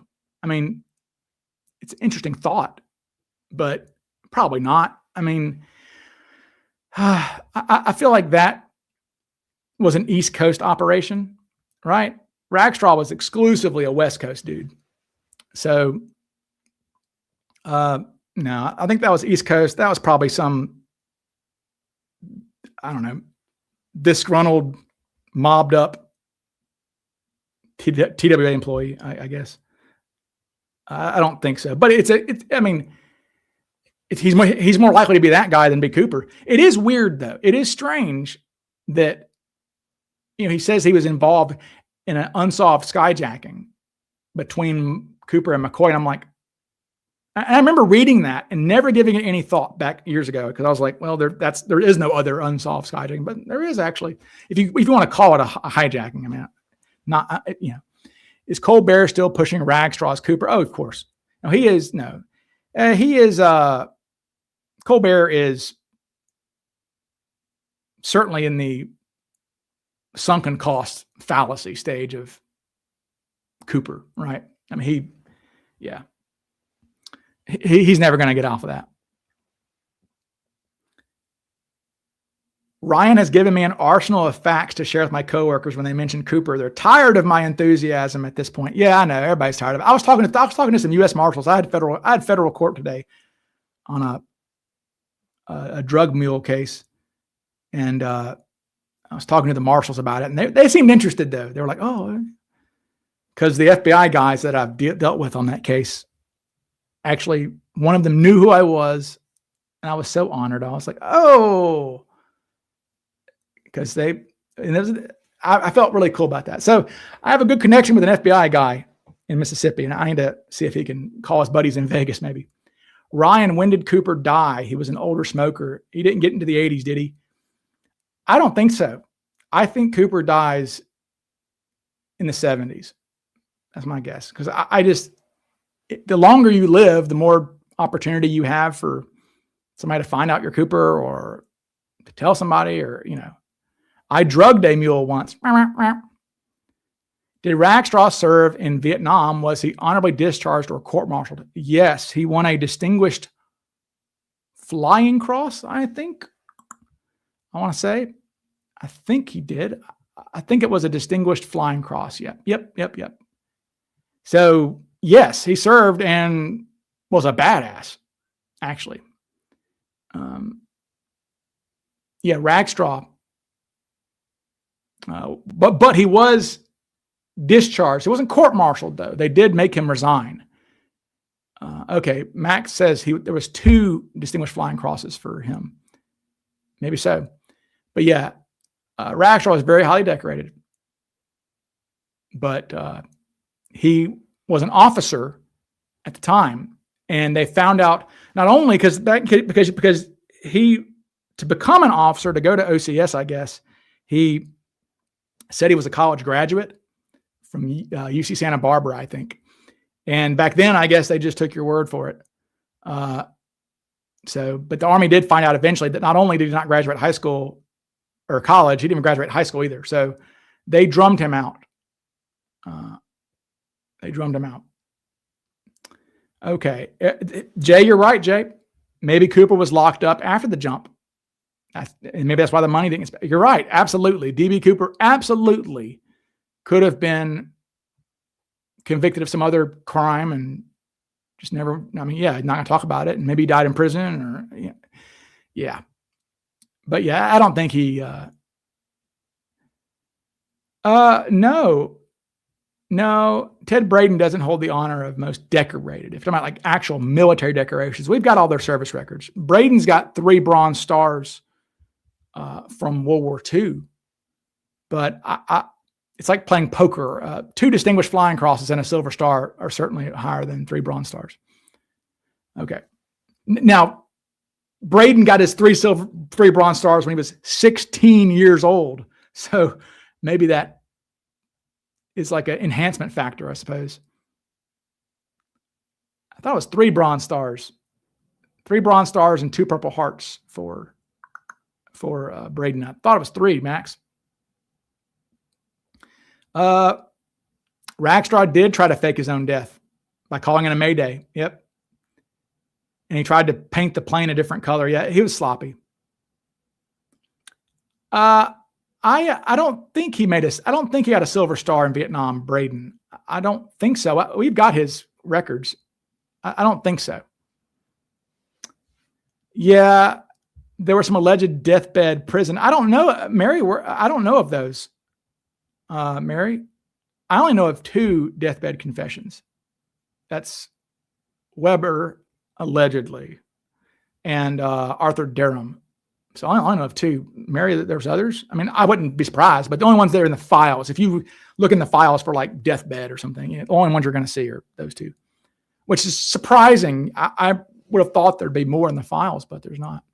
Did the FBI investigate the Stu's friends, family, and boyfriends? No. I mean, look, skyjackings were so common back then that they weren't out of the ordinary. So there was no need to think it was an inside job because they were so common. Was the Lincoln Lawyer movie based on you? I've never seen that movie, so I don't know what it's about. I know it's Matthew McConaughey, but I don't watch law movies. So I don't watch legal movies because law is my job, not my hobby. So I don't do that. I was guilty of sin for TWA. You think so? I don't know. Yeah, Max, Braden, let me see. I've got Ted Braden's military records right here. Let me see. Ted Braden, where you at, Ted? Where's your military records there, Ted? Here we go. All right.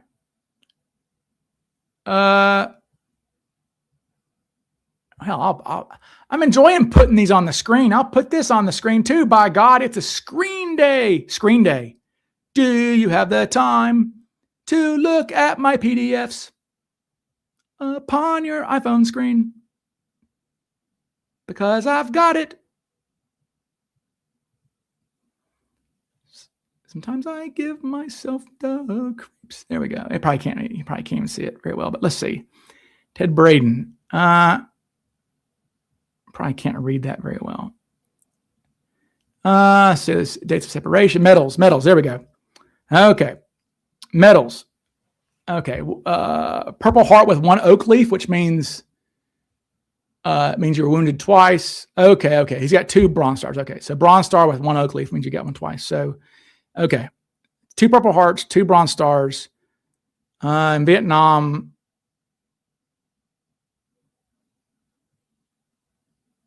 okay, so I guess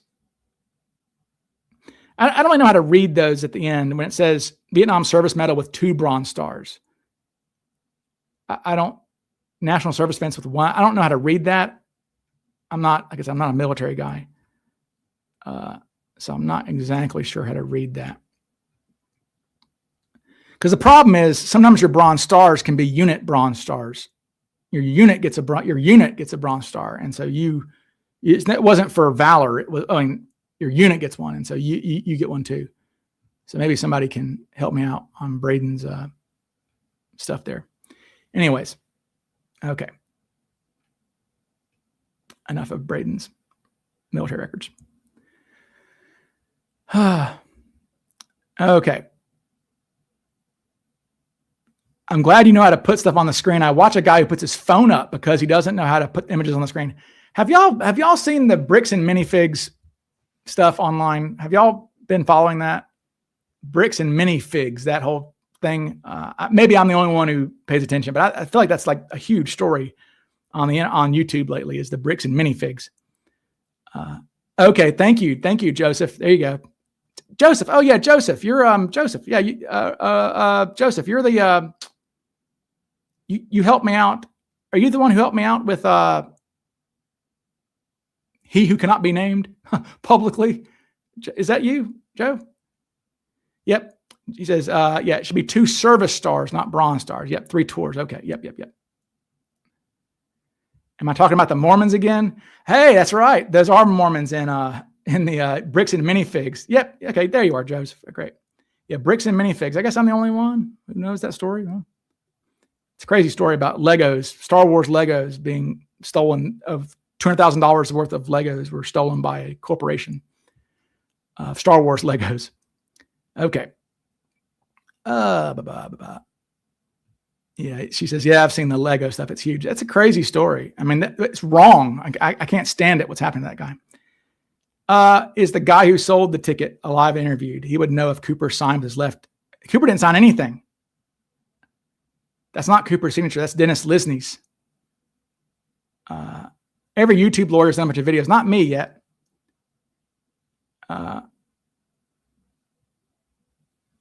I do need a Lego 727 with Cooper hanging out the back. I do need a Lego. I'm sure there's one online I could buy. Thank you for the super chat. Thank you, Tim. I appreciate you. Hi, Ryan. Given that Portland used to be a place criminals went to disappear, what are the odds of Cooper being local? Slim. I would say slim, right? Because I would say slim. Because Cooper ran a very real risk of Cooper ran a very real risk of running into somebody he knew at the airport, right?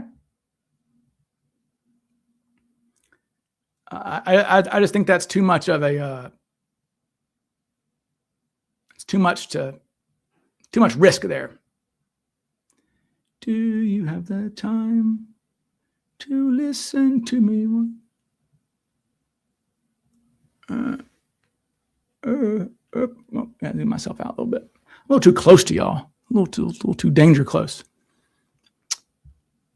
Thank you for another super chat. Thank you. Here's to the State of Mississippi Department of Forensic Plumbers. Is that me? Did you give me 2 super chats? Wow. Buy me a DVD. Play the video clip. Of what? What video clip do you want from me, sir? Why can't I? Something's wrong here. I can't. Okay. I can't. Something is wrong on my stupid screen, and I cannot scroll around. I cannot. Son of a gun. It's not allowing me. I can't even scroll to open files anymore. What in the hell? Okay, well, that's not good. Oh, well, we're an hour and a half. We're well over an hour and a half into this. We'll just keep talking. But yes, I would show that clip of Coop. I do like, that is one of my favorite AIs ever is Cooper running into a guy in the airport and going, "Hey, Bill, how you doing?" And as the guy walks off, he's just like, because that's what happened to Mac, right? He's literally in line to buy his ticket for his hijacking. He has a friggin' submachine gun or a supposed submachine gun in his briefcase, and he hears Mac. He's like, "I'm caught." He thought it was a They got him. He goes like, and it's a guy he knew in the Navy. What are the odds? All right. And so if Mac gets spotted, Mac's from Detroit, if Max gets spotted in friggin' St. Louis by a guy he knew in the Navy, then, you know, the big matches one is the funny one. Yeah, it's a funny one. That's a good one. No super chat. Thank you. Thanks for all the DB Cooper research. You've made my journey down this rabbit hole a lot more enjoyable and less time consuming. That's my goal. I'm a teacher. I try to teach people. I got some guy was all up on my ass today, calling me a con artist. And it's always the McCoy people. They're so touchy. There was another super chat earlier, and I'm sorry I missed it. I'm going to try to find it because I don't want to not acknowledge you. There we go. Thank you. Given due 68. What is the most typical detail people get wrong? I would say the weather, I think, or that the wilderness. It's one of those two, right? It's got to be that Cooper jumped into a freezing rainstorm, or that he jumped into a wilderness. It's one of those two things, right? Wouldn't you all agree? It's definitely one of those.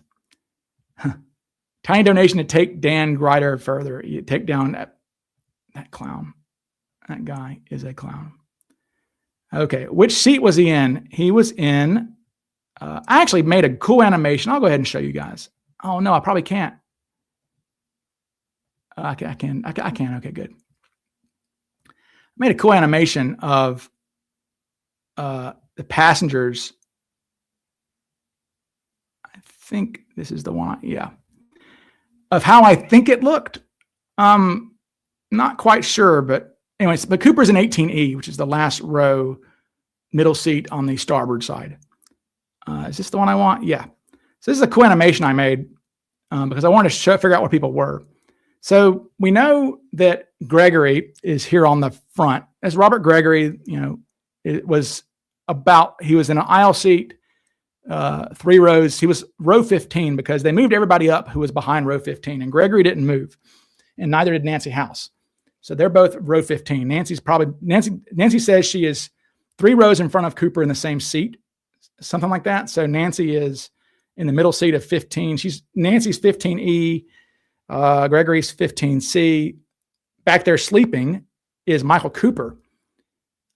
Cooper, that's about where he was sitting, we think. And Cooper said he slept most of the time. I put his little window down. He's sleeping. He said he slept most of the time. And then behind him is Cord Spreckle was in 17C. And we have Bill back there glancing over at them. Bill is 18B. Then Tina's 18D and Cooper's 18E. And now the other 2 people is a mystery to me. There are 2 passengers because Tina says that she moved 5. I think it's 5. I think Tina says she moved 5 people forward. And we know that that Michael Cooper, Spreckle, and Bill we know they were moved forward. But we don't know who the other 2 were. So my guess would be that it was 2 Portland passengers because they were the last to board the plane. I mean, because people were already on board from Spokane, from Great Falls, from Missoula, and from Minnesota, and from Minneapolis. So it would have been the Portland people filing. Remember, because they boarded from the rear. So it would have been the Portland people because, nobody wants to sit next to the toilets. So I chose Patrick Minch, the ginger there. He's still alive. He's in Alaska. He was 20 years old. Second youngest passenger was Patrick Minch. Bill was the 3rd youngest. And then I think it's George Karada, who was actually a survivor of Japanese internment during World War II. But Karada, I just decided to put those guys there. I don't know why, but I need to call Patrick Minch and see if he'll. Maybe he can tell. Maybe he can tell me it wasn't him. But so that's where I placed those 2 people. But we know that, and they would have been on that side of the plane too, because if you have a choice, you're not going to sit next to somebody if you don't have to on an aisle. So that's just my guess of where people were sitting. Okay, back to me. Okay. If the passengers were moved forward, did they wonder why Cooper was not? I don't think so. I don't think so. And the reason I don't think so is because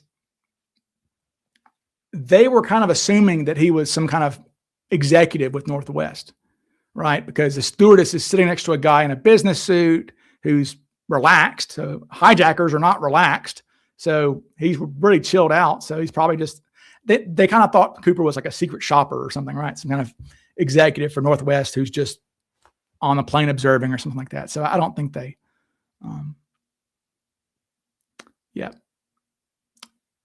Well, it is crazy how close they were. Yeah. If you take a tape measure out, if you like, there's a great website. If you type in virtual 727 tour on Google, there's a website that pops up and it's a virtual tour, like 3D, like VR sort of thing, of the 727 that is in the Museum of Flight. And, there's even like a tape measure thing. You can measure how far things are or whatever. And, it's 5 feet. So Bill's right elbow is 5 feet on the nose from Cooper's left elbow. I mean, 5 feet is nothing. I mean, they were real close. And he's breathing in Cooper's cigarette smoke. And Bill said the smoke didn't bother him because his parents were smokers. So, but he has mentioned Cooper's cigarette smoke wafting over to him. So, how long did Bill refuse to move forward? Not too long. It was, I think Tina gave up. It seems like Tina was the first one to ask him to move. And he said, no, I'm fine. I'm good right here. I don't want to move up. I got my books all spread out because he was studying for school or whatever. And he said a dark-headed stewardess finally came up to him and gave him a look like, please move up. And that's going to be Flo, because Flo was sent back right when they landed. Flo was sent back to go stand at row 15 and make sure that nobody, came further back. So somebody mentioned I got a super chat. Why didn't others hear Cooper's conversations with the stewardess? Well, I have got a great answer for you. Okay. And I can share that with you if you'll give me a moment. Where is it? I've got a good answer for you. Stews. Okay, here we go. I think this is the document I'm looking for. Yes. Tina says, is an FBI file. Tina says she pointed out that during her contact with the unsub, that'd be Cooper, he was, for the most part, was seated on her side so that she only saw his profile. She never observed him from straight ahead, and most of the time he was whispering in her ear. And therefore, she was not in a good position to observe his facial features. That is why they didn't hear. I would say also another thing too, the rear of a 727 is particularly loud because that's where the 3 engines are. So you're sitting in the back of the plane, it's loud anyway. So there's more noise back there. And there's more noise in the back of the plane. But yeah, Cooper's whispering apparently. So that's why no one heard them talking or whatever. Okay. What am I trying to find here for you guys? I'm trying to find something. Somebody was asking a question about the cowboy. They said, where is the cowboy? And well, I've got the cowboy actually.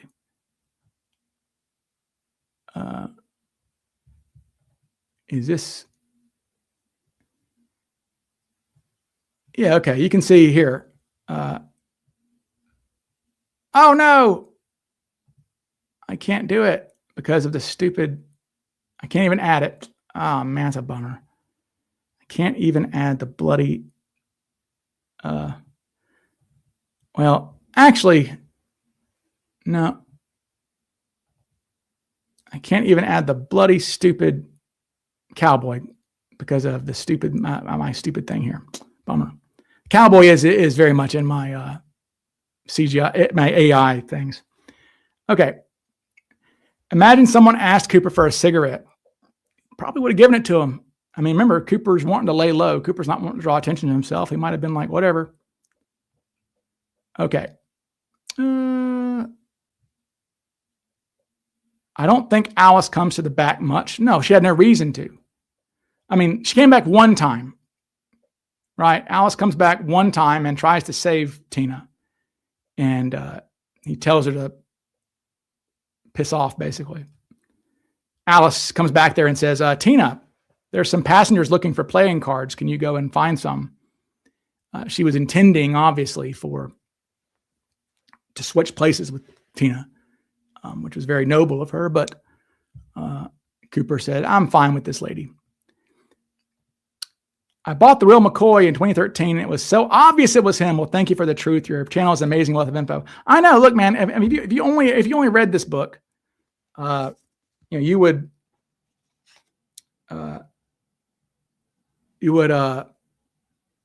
like it. It's funny. I've got Bruce Smith's copy of this, of the real McCoy, and typical Bruce. The first page, mind control, mind control, page whatever. And then Tina, the brains of the outfit. He writes. Yeah, I got I got Bruce's very highly annotated copy of the real McCoy book. Bruce is a savage when it comes to. I've got several Bruce's books that he gave to me, which is really sweet. He like passed the torch, I guess. I've got his case files too. I think maybe Pat Bowen has some of them too. I think Pat got some too from Bruce. Anyways, yeah, it doesn't tell the whole facts. I mean, yeah, there's lies in here too. Like there's just, for example, they talk about how they say in this book that McCoy said for the refueling truck or whatever to be at the 10 o'clock position so he could see it. And they says, oh, Cooper said the same thing. No, actually, it was the pilots, because we have the radio transcripts, right? The pilots are the ones who said, hey, can you park the car over there at the 10 o'clock position so we can see, because they wanted to see the money exchange themselves. What is the best book? The Bruce Smith one? Published books. Yes, it's the Bruce Smith one. Bruce himself has read my book, and Bruce himself said, which is very nice. He goes, I think you've very much outdone me. I'm like, okay, well, thank you. But right now it's Bruce's book for sure. Yes, McCoy's parents were first cousins. He says, I'm starting to think Greider's were too. I don't know about that. But yeah, I actually researched that. I had heard that rumor that the parents were first cousins, and I was like, well, I don't know, that sounds like, whatever. But I went on Ancestry.com, and yeah, I looked at that family tree, and it didn't branch much. And so it's what it is. Did I ever get the chance to talk with Himmelsbach when he was alive? No. And he would have talked to me, I'm sure, because I kind of have an in with a lot of these guys because I'm not law enforcement, but I guess I was a prosecutor, so that kind of is law enforcement. So I did have some credibility, I guess, having prosecuted murder trials and things. I have some credibility with these FBI guys when I call them or whatever, because they know I'm not a maniac or whatever. But yeah, I wish I could talk. Problem is, I would have talked to Himmelsbach just for the novelty. There's nothing that he could have. He says John C. Calhoun and his wife are first cousins. Yeah, well, John C. Calhoun got married in probably 1810 or something like that. This is 1941. A little different time. He says, my grandmother's family is full of that kind of thing. Everybody's family is full of that kind of thing. That's why there's not, that's why you don't have a billion ancestors, okay? Because if you go back in time, say for example, you've got 4 grandparents, right? Which means you have 8 great-grandparents, and means you have 16 great-grandparents and 32 great-great-greats, right? So you go back, basically, if you did that same math and went back 100 generations, it's like 100 billion or something. It's impossible. So it can't happen. So what it is there's intermixing and things. So it's not one-to-one. You can't just keep doing that. Okay. Would I have opened the conversation with Ralph? Yeah, maybe.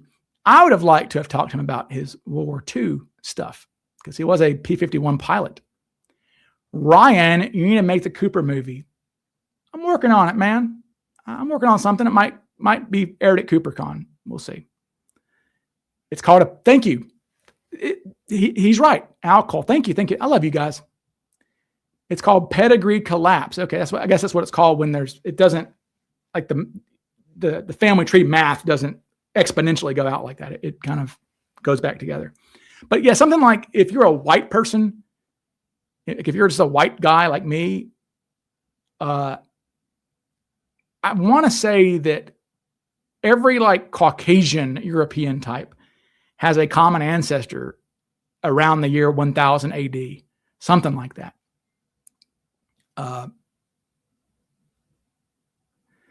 Jamie Beats, the truck driver, Jamie Beats, actually not a truck driver, Jamie Beats, says he's late to the party. I had to watch the Reds beat the Mets. Everybody can beat the Mets. Beat a real team. Go beat the Dodgers. Okay. Thank you for the super chat. Bass player. All right. Get you a Rickenbacker bass, man. Those things have fuzz to them. Doom, doom. Your Amelia Earhart video was great. Possibly a Titanic vid. I don't know what I would say on the Titanic. Ocean Liner Designs is a great YouTube channel. Great. I should have done. I was telling Mrs. Sleuth the other day that, like, I probably know more about the Titanic than I do Cooper. I literally, and no joke, I could probably name, I don't know, 150 passengers and crew on the Titanic. Just like, I know Titanic. That was my obsession. My whole life was like the Titanic. Mrs. Columbo. Yeah. So I should have done Titanic YouTube like 10 years ago and I'd be a rich man. Because the Titanic, I have friends who I know from like Titanic message boards and things who now are YouTubers, and their videos get 1 million views. and my video, my Grider video, my Titanic, my Grider video is dead. It died at it didn't even get to 3,000 views. And that pisses me off. Ugh. Thankfully though, my big Grider video is like 70 or 80,000 views. That's pretty good. The Edmund Fitzgerald is also fascinating. Yes. That song goes on. Legend lives on from the Chippewa and down of the great lake they call it Chigumi. Let's rhyme it with something. If it was dark and gloomy, rhymes with Ichigumi. A Titanic stream would be awesome. I don't know what we would talk about, but yeah, Titanic's great. I can tell you anything about Titanic. Ask me a Titanic question. I'll tell you about Titanic. Who's the better suspect, Lyons or Sellers? Lee. Oh, gosh. Good question.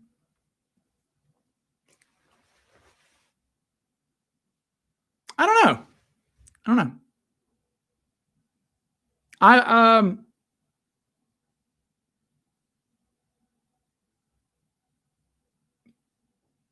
Gosh, I'd say it's a tie.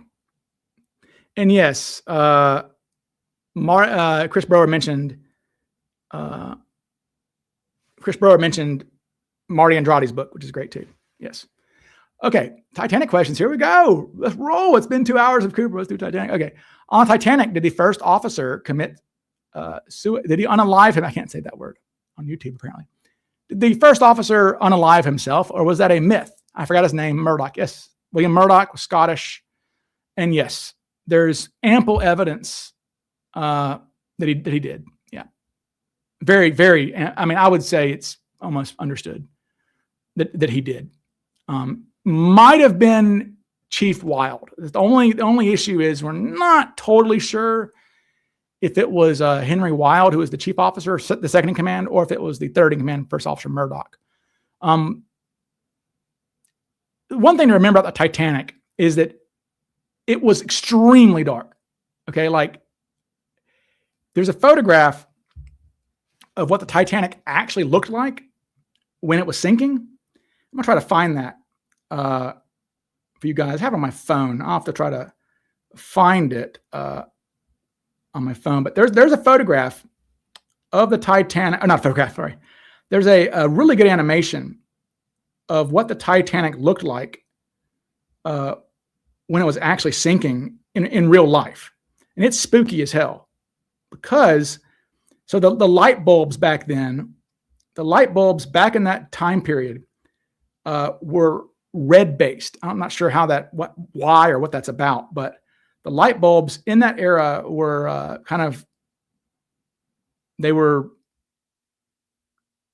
red. Okay. I don't know how to explain that, but our light bulbs now kind of have a yellow tint to them. And back then they were more of a reddish color. And so when the Titanic, oh man, I don't have that photograph, the picture, but when the Titanic was sinking, those lights were like dying, all the lights on the ship. And so it was very red. So it was like, it was very spooky looking. And like actual sinking lighting. Maybe that's okay. Yeah. Okay. There we go. There we go. Perfect. Okay. Yeah. Okay. Here we go. Yeah. Perfect. There we go. I got it. Yeah. So Titanic, you think it looks a certain way because of obviously, movies and things have to for the sake of film, you have to be able to show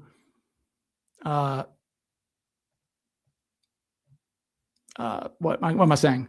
For the sake of film, you have to be able to show accurate lighting. I mean, you need good lighting so you can see all the action, right? But in real life, this is 1912. Okay, there's no spotlights. What lighting they had on the ship was low. And remember, if any of you've been on the ocean, it is pitch black, and it was a moonless night. Okay, it was pitch black. So yeah, Titanic actually, as it's sinking, looks like this. Okay, it's more like that. Okay, or like like this. That's the bridge sinking. It would have looked like that. So they're really not seeing anything. The people in the boats are not seeing much. That's why for so many years there was a huge discrepancy about whether it even split apart, because nobody could see it very well. So it was just very very spooky, dark, and kind of glowed red when it was sinking. But yeah, anyway. So all that to say, Murdoch or Henry or the officer who shot himself. It's debatable. Okay, so Henry Wild, like I said, the second officer of Titanic, or second in command, his wife and I think 3 of his kids died a year earlier in some like plague or something like this, right? And so he was notably depressed. Okay, so he may have done that. But Murdoch was in charge of the ship when it ran into the iceberg. So clearly he had some problems mentally at the time, I would think. But there's no doubt this happened because we've got 2 different passengers, a first-class passenger and a third-class passenger who never would have interacted and contrived this story, both of them independently in letters that were found years later. Both independently say that one of the officers shot a guy and then shot himself. And people heard gunshots. Yeah, it happened. Yeah, that definitely happened for sure. Yes, you're right, Joe. Me and Joe gotta be friends. Yep, you're totally right. That is the best Titanic sinking I've seen on film. Is this BBC show from 2012? It absolutely shows the Titanic. It's still brighter than it needs to be because it's Hollywood, but it does show the darkness on you that you couldn't really see what's going on. Okay. Folks claim to have heard it hit the bottom. I don't know about that. I think it took about 10 minutes for it to hit the bottom. Well, for the stern took longer because there was air in it, and the stern was spinning as it went down. The bow just went straight down when it split. But Titanic could never have been raised. Oh my God, hell no. Yeah, no. There was a thought. There was some lunatic who thought you could fill it with ping pong balls, the Titanic, and it would raise it. But okay. You think it's thank you for the super chat.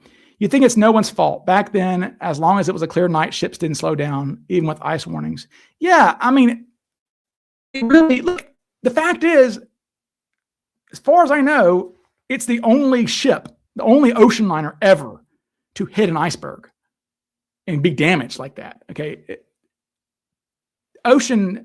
Icebergs are big. An iceberg big enough to mess up your boat, your ship, is going to be large. And yeah, you're going to be able to see it coming from, you're not driving 100 miles an hour down the interstate. You're going 30 knots or 25 knots, whatever. You're slow enough to see something in the distance. The problem was, there was a false horizon that night. Let me see if I tell you that. There was okay. So this is exactly what I was going to show you. The problem was there was a optical illusion that night that prevented them from seeing the iceberg until it was right on top of them. So lookouts are going to look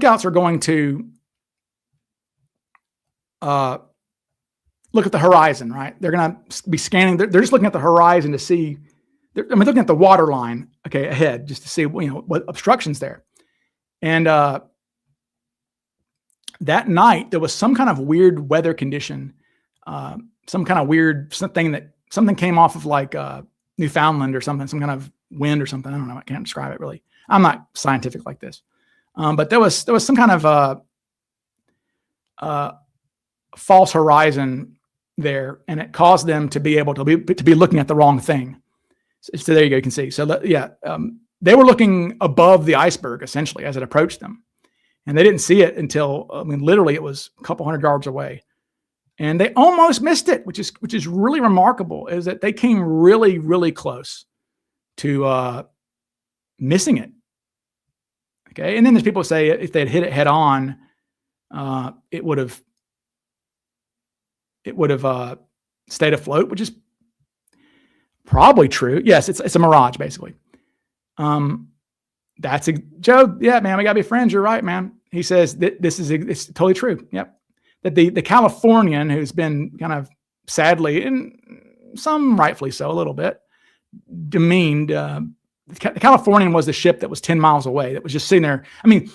They thought, the passengers thought the Californian was so close. One of the lifeboats began to row toward the Californian. Like, oh, there's a ship right there. Let's just row to it. So yeah, their lookouts were seeing some kind of illusion that didn't look like a big ship to them that was listing or whatever. So, and yeah, there is the book. Yeah. The Titan. Yeah. That's creepy. A book written 10 years earlier was about the biggest ship in the world called the Titan, and it hits an iceberg in the North Atlantic and sinks. Is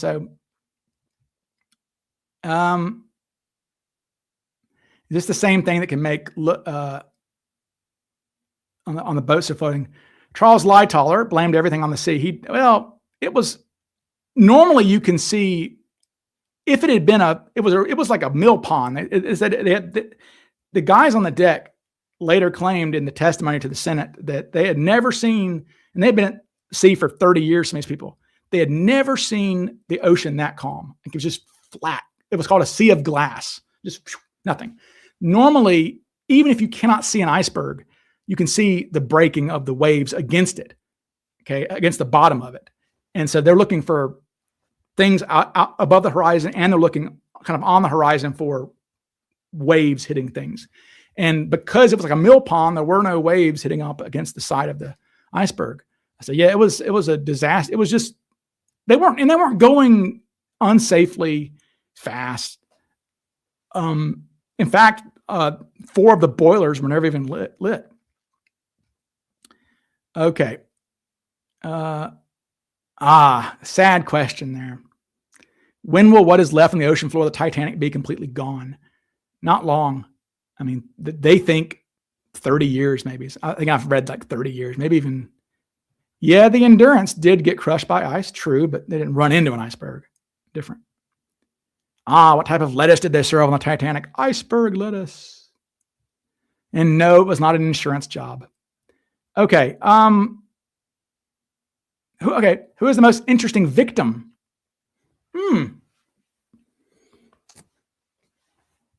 And good question. Isidore Straus is interesting. He's the one who went down with his wife wouldn't leave his side. She said, where you go, I go. And then the old couple who died on the ship, Straus, they were the founders and owners of, I think, Macy's department store, I think. But he had been a Confederate when he was younger in the Civil War. He had been a Confederate bootlegger sort of kind of guy. So he had a really interesting life. Archibald Butt was an interesting, B-U-T-T, unfortunate last name, but he was the military advisor to President Taft. He's an interesting victim. I guess I really have to think about it. John Jacob Astor obviously was like the 5th richest man in the world, I think, at the time, something like that. Spent most of the sinking looking for their dog. His wife, Madeline, really wanted their little, I think it was a miniature schnauzer, I think. And I think they got it out of the kennels and they threw it to her on a lifeboat or something. So I think it was called, their small dog survived. They had a bigger dog, I think, called Kitty. It was an Airedale that I think died. There were a lot of dogs who died on Titanic, sadly. How does one go from Colorado to Mississippi to London? By plane. All right. So I'm reminded of the John Lennon joke, right? When some journalist was like, how did you find America? I turned left at Greenland. I said, oh, ha, ha. Bruce Ismay, is the unluckiest survivor for sure. Ismay, in hindsight, probably should have gone down with the ship. And it's sad. I don't blame Ismay for getting on the lifeboat. I mean, there was nobody else around, and he would have just been one more dead guy. I mean, there's no rule that you have to go down with the boat. Okay, look, the captain of the Lusitania survived. That's not an actual thing. The captain goes down with the ship. Okay, that's not an actual thing.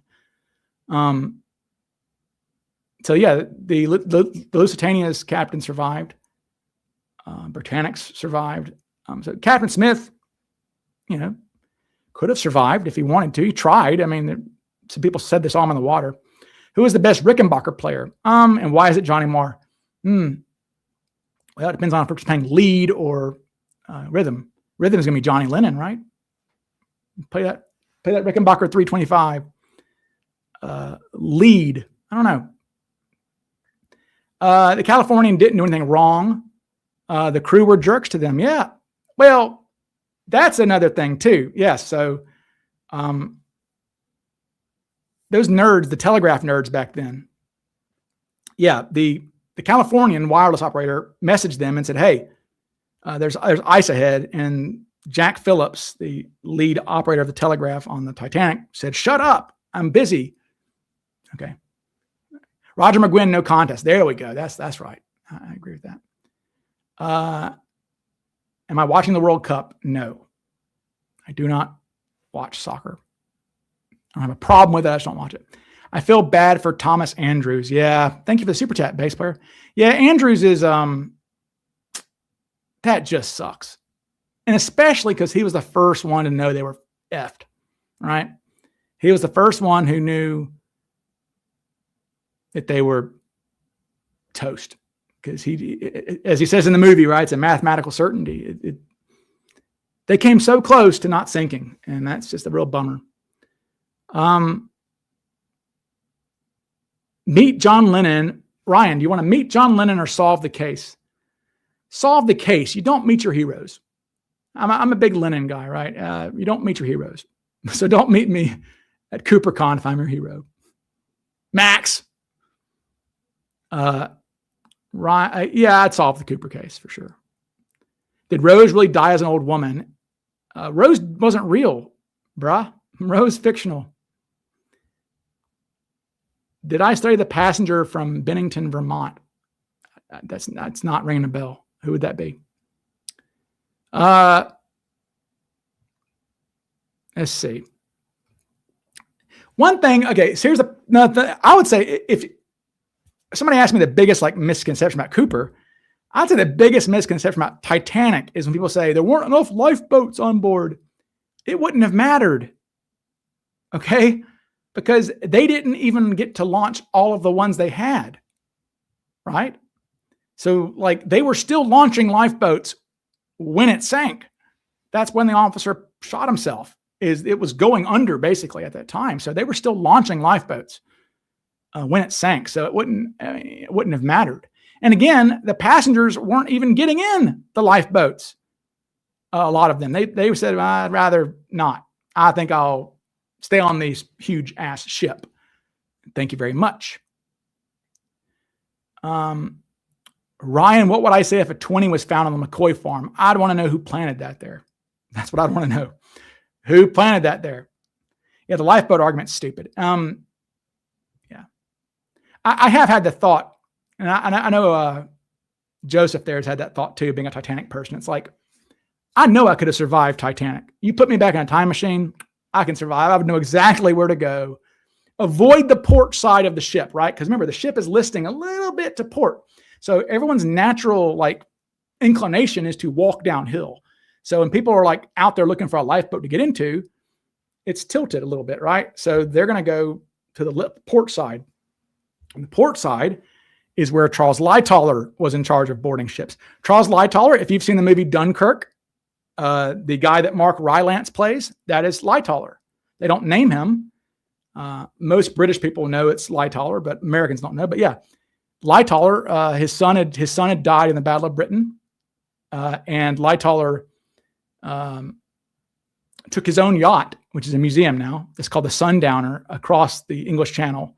So yeah, the older guy in Dunkirk, the movie, is the second officer on the Titanic, the highest ranking surviving officer, who was spent his time on top of a lifeboat. You didn't know that? Joseph, you're a Titanic guy. What? Lightoller's, it's a museum ship there. It's not a museum ship, it's a museum boat. But yeah, Lightoller is the character. It's Mark Rylance. Yeah. Interesting. I did not know that. That's really cool trivia. Lightoller also, there's a great, if you like Titanic stuff, you can type in YouTube after you're done with this, Charles Lightoller. There's an interview with him. He's got a great voice. I mean, you talk about an amazing freaking voice. He has the greatest, it's like, so I told the only women and children on the boats could go on. It's like some interview with him in like the 50s, on BBC. It's so cool.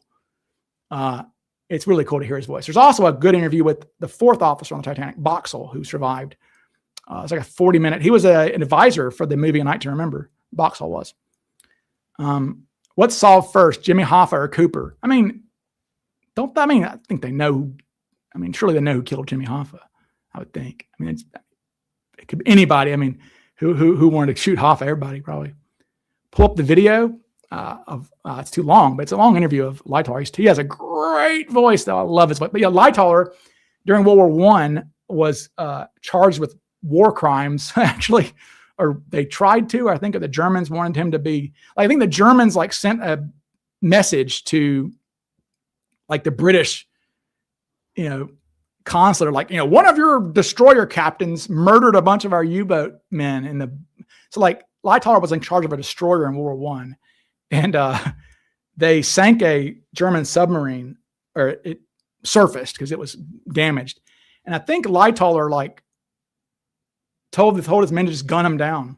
I think they just killed them all. I think Lightoller's request. They just mowed him down, all the survivors in the water. And it's like, ugh. But yeah, Lightoller. Lightoller spent 2 hours on top of, 3 hours on top of about 40. That's probably the most collapsible B was the lifeboat on the Titanic that kind of gets the most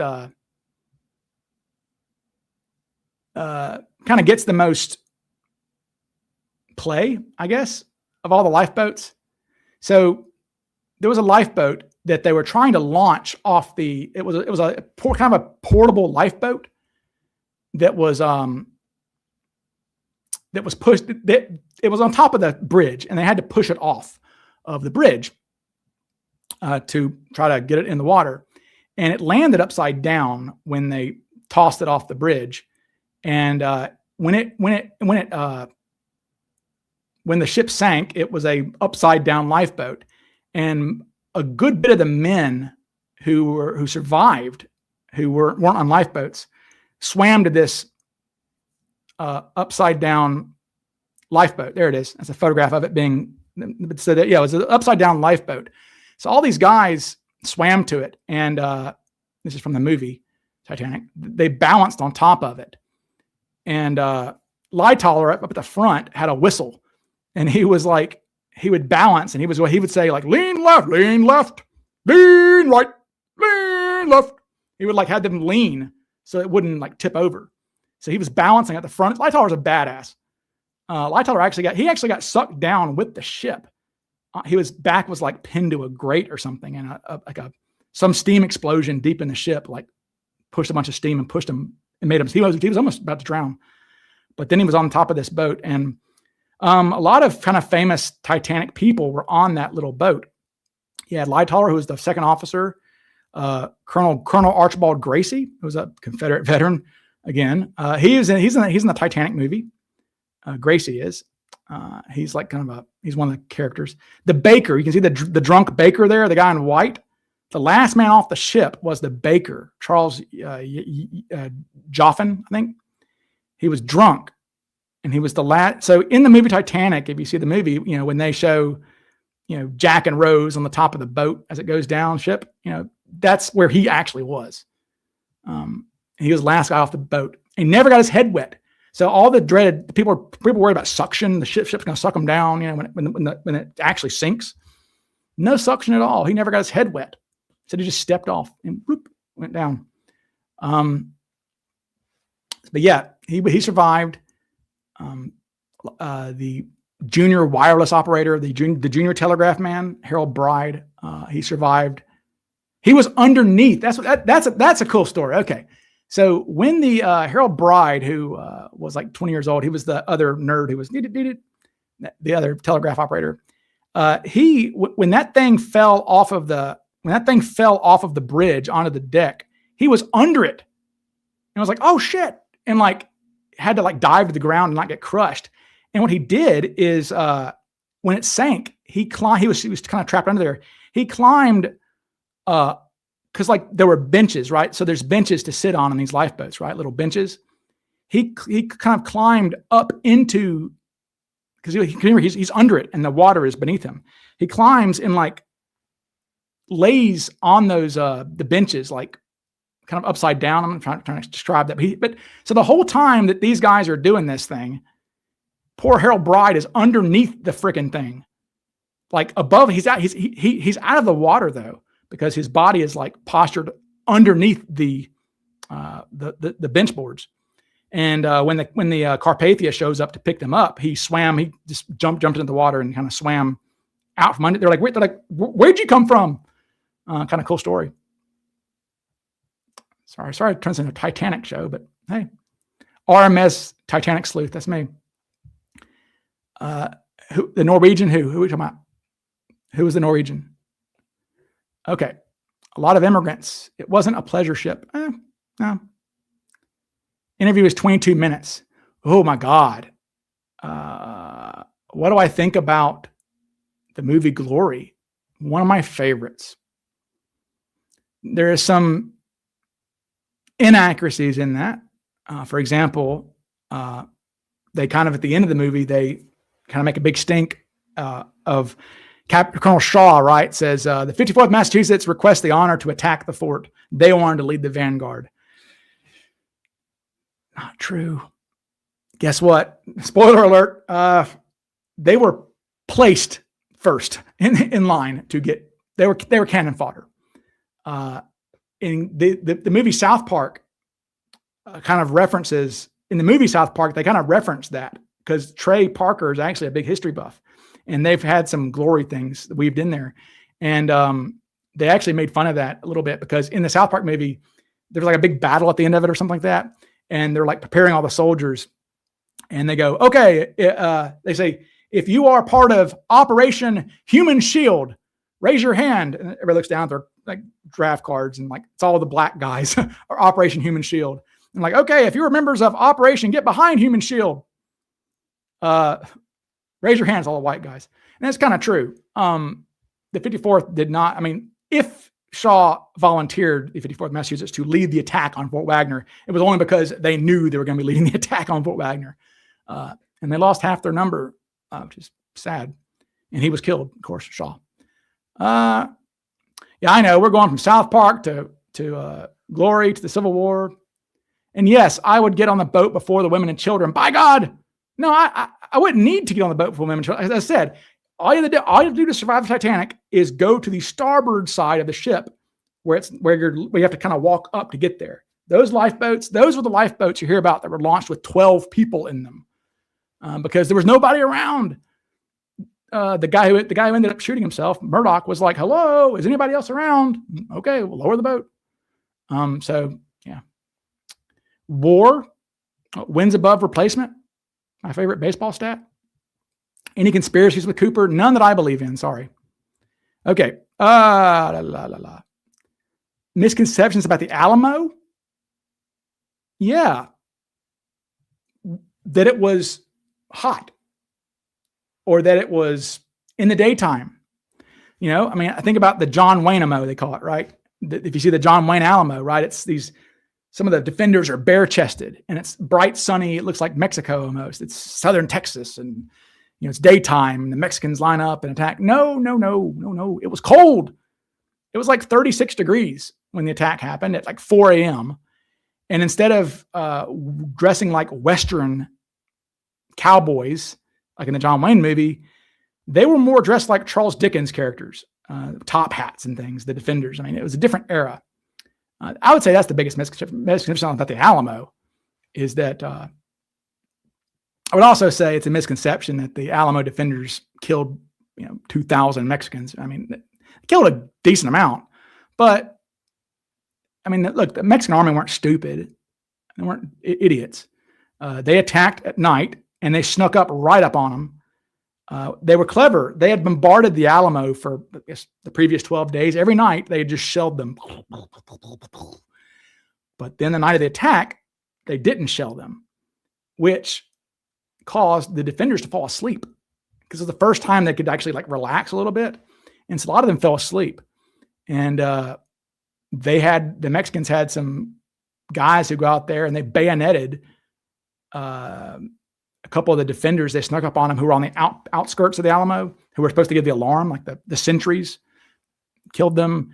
So, I mean, like really, the battle of the Alamo was over in like 15 minutes.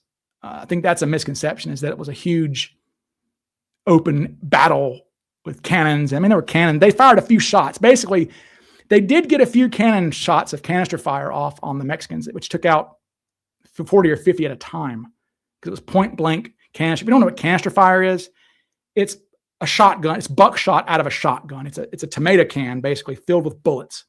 So when you fire it out of a cannon, it spreads. It's horrible. I actually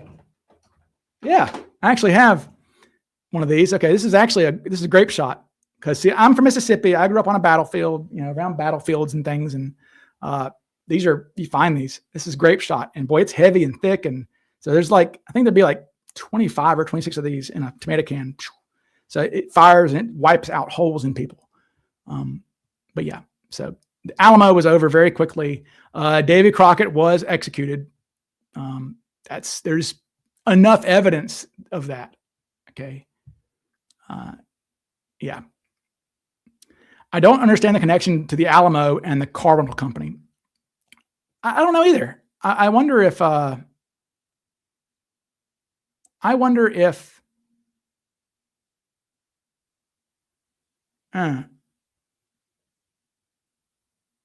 maybe it's a Texas company, right? I don't know. All right. Did I ever research the legend of John Wilkes Booth escaping the barn and living decades later? Yeah. So I'm going to have Mark Zaid on at some point soon, I think. Mark Zaid, the lawyer who is the reason we have the FOIAs, right? Mark Zaid led a effort to have Booth exhumed to make sure it was John Wilkes Booth in the grave. No, it's not. I disagree. I'm wrong. No, so he says saying Crockett was executed is the equivalent of saying McCoy. I don't think so, man.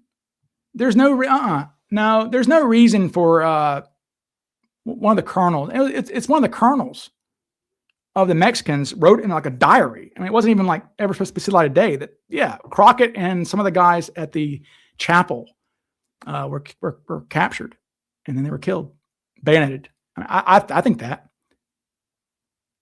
Are the battlefields of Grant's Vicksburg campaign worth a visit? I mean, Vicksburg is. Oh my God. Vicksburg is badass. I worked there for a summer. Yeah. Vicksburg's awesome. It's huge. It's 26 miles and the trenches are there. You can still see the trenches and stuff. They're eroded, but you can see where the trenches were, all the zigzag trenches, and it's cool as hell. Boston Corbett was killed in a wildfire. Boston Corbett also cut his nuts off, didn't he? He castrated himself because he visited a prostitute. Boston Corbett, those who are listening, Boston Corbett's the guy who shot John Wilkes Booth. He was a Union cavalryman who was really a religious zealot. He kind of reminds me of the guy who shot Garfield. If y'all have seen that movie, Death by Lightning, which is great. If you've not seen it on Netflix, my God, go watch that. Death by Lightning, about the assassination of President Garfield. Very much a nutcase in the same way that, what was that guy's name? Scholes Gosh is the one. Charles Godot. That's right. Godot. Scholes Goss, or whatever that guy's name is, the one who shot McKinley. But yeah, it was great. It's great. Death by Lightning. Go watch that. Grant at Cold Harbor. Now that has something to think about. Charles Godot. Yep. Yeah, Cold Harbor. Grant went in his tent and cried. Famously, Grant literally went in his tent and wept because he could not believe what just happened. He was so upset.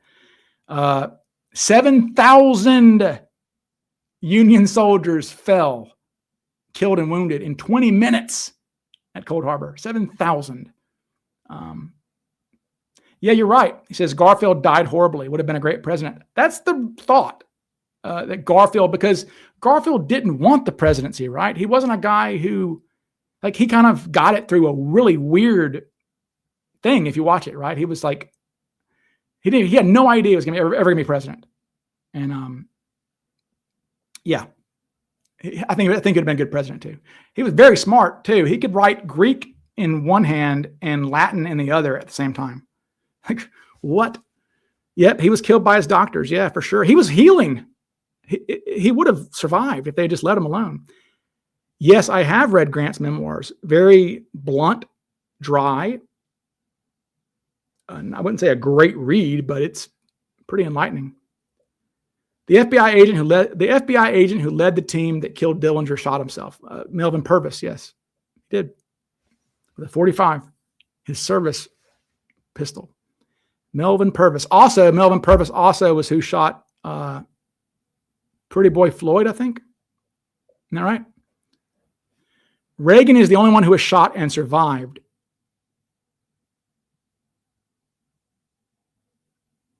Yeah, that's right. Now, Jackson had 2 pistols misfire right on top of him. And then Jackson whipped that guy's ass, which is one of my favorite stories. That's right. Yeah, Teddy Roosevelt and Trump. Yeah, that's right. Trump was nicked And Teddy Roosevelt was shot in the chest. Yeah. Teddy Roosevelt. Although I guess technically Max is right. Reagan's the only one of those who was shot while he was president, right? Trump was the former president at the time.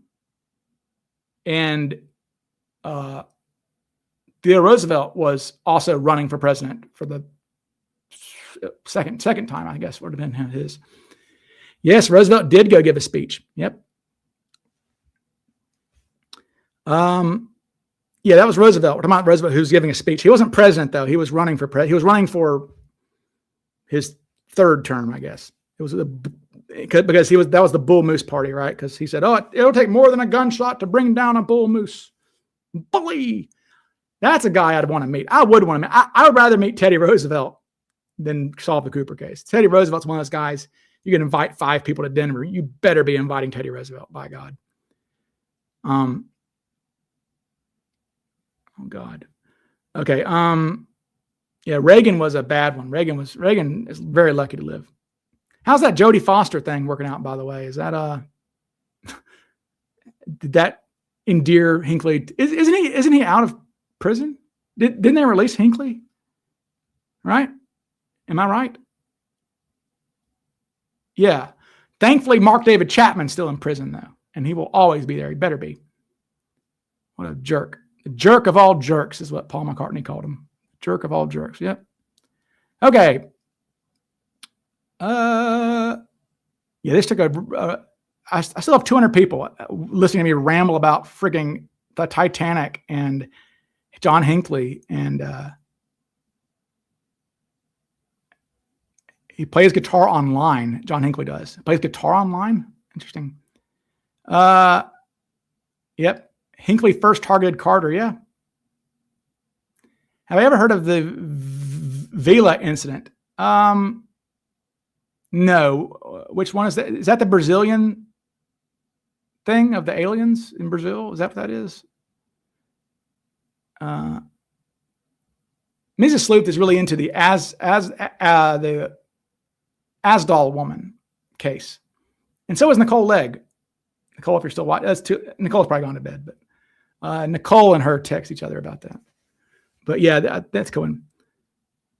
Okay. Okay. That's the Zila. Okay. The Vila incident is the one that. Yeah.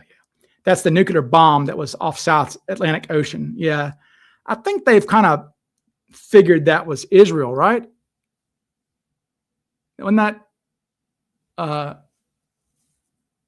That's what they think that it was. Am I wrong? That they think maybe it was Israel testing a bomb. I don't know. Have I ever heard of the murder in room 1040? So I'm right. Israel. Okay, yeah. Have I ever heard of the murder in room 1046? No, I don't know that one either. Did Cooper ever commit a traditional bank robbery? Wouldn't surprise me. Honestly, I mean, probably not. But I mean, as I've said, if your suspect probably wouldn't rob a bank, he's probably not Cooper, because this was a bank robbery.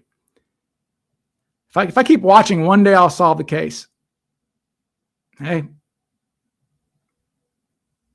I tell you, look, that suspect from last year at CooperCon, if I'm ever able to get the go-ahead to let you guys know who he was, like I said, I'm not going to promote him as Cooper, but you guys are going to like him a lot.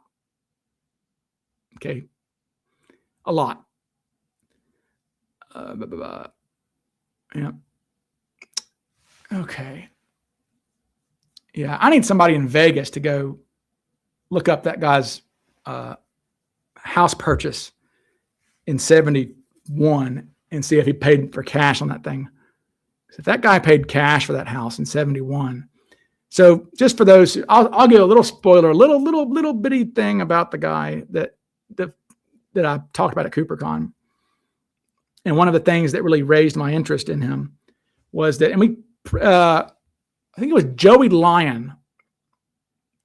He's not my suspect. People, stop saying my suspect, Michael. Not my suspect. Not my suspect. But I just want people to know he's no more my suspect than Lee Seller or, these other suspects that I bring to you guys to discuss. He's not my suspect. So this guy defaults on a home. So he buys a home in 1969 for less than the national average. He buys a home for like $22,000 in 1969. Okay. National average house price at the time was like $24,000. Okay. So he's below the national average. He defaults on it. Okay. He defaults on his home in 1970. Okay. Defaults on home. Then in December of 71, he buys a house in Vegas for twice the national average. Okay, so you don't get to default on a home and then a year later have a bank, you don't default on a home that's less than the national average for a price for a house, and then less than 2 years later be able to buy a house that's twice the national average for house price, unless you're paying for cash, right? So yeah, I don't know if that means anything, but it was December of 71 when he did this. So he moved in December of 71 from California to Vegas and bought this house. And so I need to look up. I really want to see if he does not have, if there is no deed of trust on that house purchase from 71, then he paid for it in cash, which I don't know how this guy would have had that much cash. If I could have litigated one historical case, which would it be? Probably the Lincoln conspiracy. If I had had a fair jury, I think I could have gotten Mary Surratt off on that. I think I could have gotten Mary Surratt off if I had a civilian jury. And because of that case, Supreme Court said you can't do that anymore. You cannot try civilians in a military tribunal because of the Lincoln case where they convicted those people in a kind of a kangaroo court, even though, they did it. But no, there was no inherited money on this guy. Dirt poor growing up, whatever. By the way, I saw a video recently on YouTube that somebody had leaked or something, the actual so they had made like a CGI animation back in 94 of how the prosecution think that the OJ murders actually happened. And that's on YouTube. And I saw it. I don't know how I'd find that. But really interesting to see the actual and they've made it high def, but it's from the actual trial. And I had no idea some of the it's pretty gruesome. But it actually shows it's not graphic. It's little okay, it's all over Twitter. Yeah, okay. So it's really interesting animation to see. Whoever did it was talking to them before he killed them, which is really creepy. Basically, each time he cut their throats, they can tell by the way that they were cut that he picked them up off the ground and was talking to them when he did it. That they can tell by the way that their heads and certain bruises and things. Yeah. So both of them were killed when OJ was speaking to them, which is really terrible. Gross. But yeah, so I could get Mary Surratt. I could get Mary Surratt off if I had a civilian jury. I think so. There wasn't nearly enough evidence against her to hang her, much less convict her. Now, look, I'm being honest. I think Mary Surratt knew what was going on, but first woman executed by the government. But yeah, I don't think she was innocent. But yeah, the Lincoln stuff is that's a really cool. I think that where they I might be wrong. I think that where they hanged the Lincoln conspirators, I think, is right outside of the Nationals baseball park. I think it's right there. I think it's on almost the grounds. I think it's on the grounds of the Nationals baseball park. I think so. Could be wrong. I think that's where they were buried. Their bodies are there. I think unless they exhumed them, but they buried them right there. There's a photograph, of them being hanged, and their coffins and graves are right there next to them. It's like, could I get Oswald off? Or Sirhan? No. Nah. I mean, I don't think so. Robert Fisher. Oh, that guy? I believe he's still alive. I mean, he'd be pretty old, Max, right?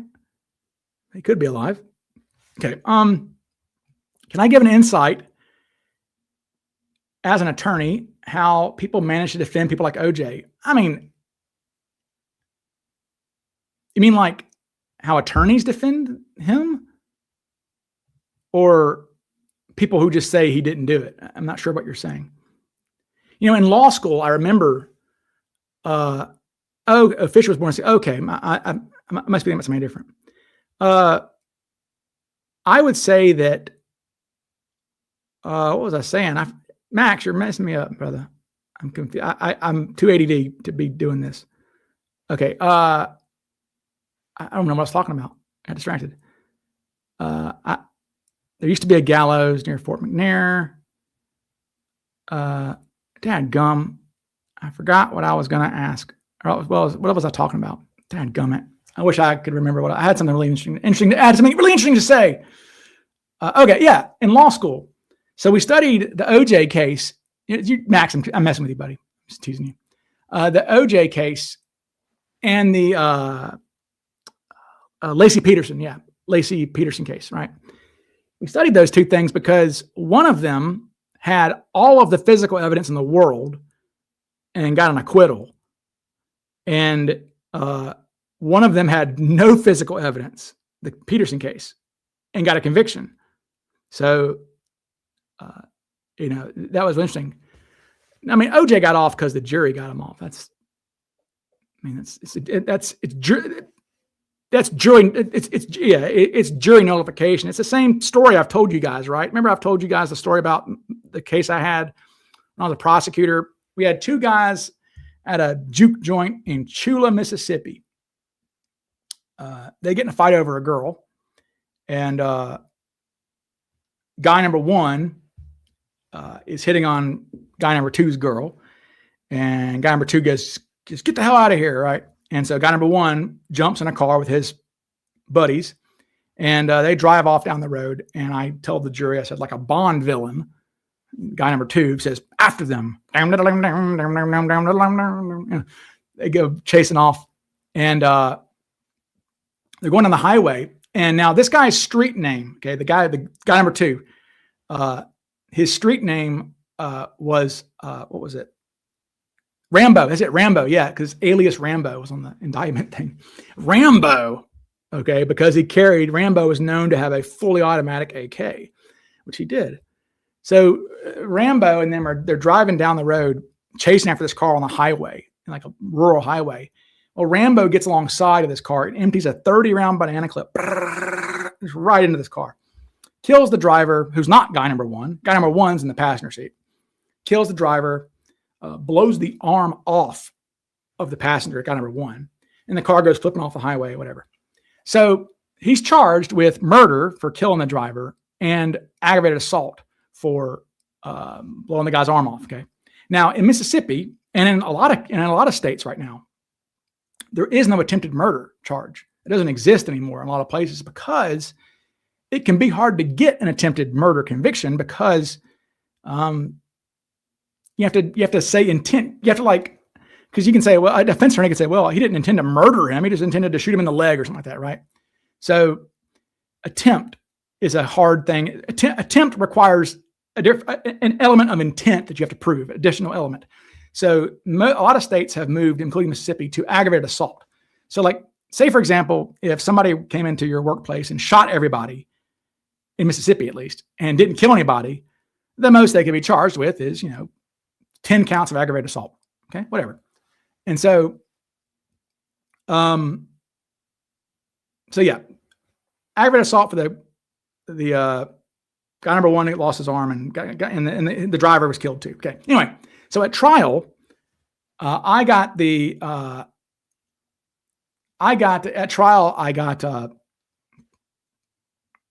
before trial, there were three guys in the car with Rambo.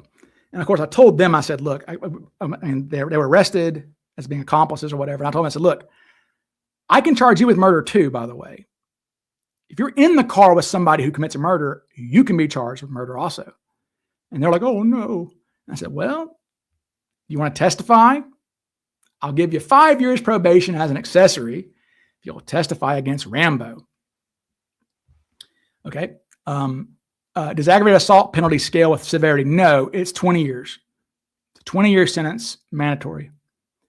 Okay.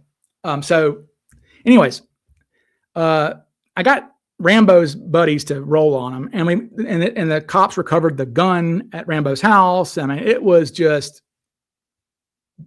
slam dunk. I mean, everybody saw the interaction. There was no defense. Like Rambo literally had no defense. You better believe I made sure that these people on the stand said Rambo as much as possible. But Rambo did this and Rambo did that. So anyways, Rambo did this murder. Okay. Now, they're literally, when I say literally, there was no defense. It was like prosecution rests, defense rests. Okay. So the jury goes back and they come back in like 30 minutes. And that's always a bad thing for the defendant, right? That's a great thing for the prosecution. Well, I'm like, okay, well, it's the easiest case I've ever had. Well, the jury comes back and they say not guilty on murder for killing the guy, but guilty on aggravated assault. I'm like, that's like someone burning your house down and like wounding you and killing your wife. And they're like, well, he didn't kill the wife, but he wounded the guy. It's the same burst of gunfire, right? I mean, I was like, well, who the hell shot the guy? What, the tooth fairy? Anyways, not guilty on murder, guilty on aggravated assault. And I was like, what in the hell? Even the judge was like, the defense attorney looked, he's a buddy of mine, the defense attorney, he was like, what? Well, I ran one of the jury members down when it was over, and I was like, ma'am, you got to tell me what in the world happened. Well, this is a small town. And small town, okay? Everybody knows everybody. You cannot find, I mean, the problem with these really small communities in Mississippi that we have to go to sometimes, everybody knows everybody, okay? Just, you can't find people. Now, I asked her, I said, what the hell happened? She goes, well, the guy who was killed was a big drug dealer in the area and was a real menace. And they're like, well, he deserved to die. Basically, they were okay with Rambo killing him because he was a menace to their community. So they said, well, we want to punish Rambo for doing this, so he gets 20 years. Gosh. I bet he's paroled by now. I bet Rambo's out on the loose. Actually, for craps and giggles, I'm actually going to see. I'm going to check MDOC, our Mississippi Department of Corrections. I wonder if Rambo is still in the Mississippi Department of. All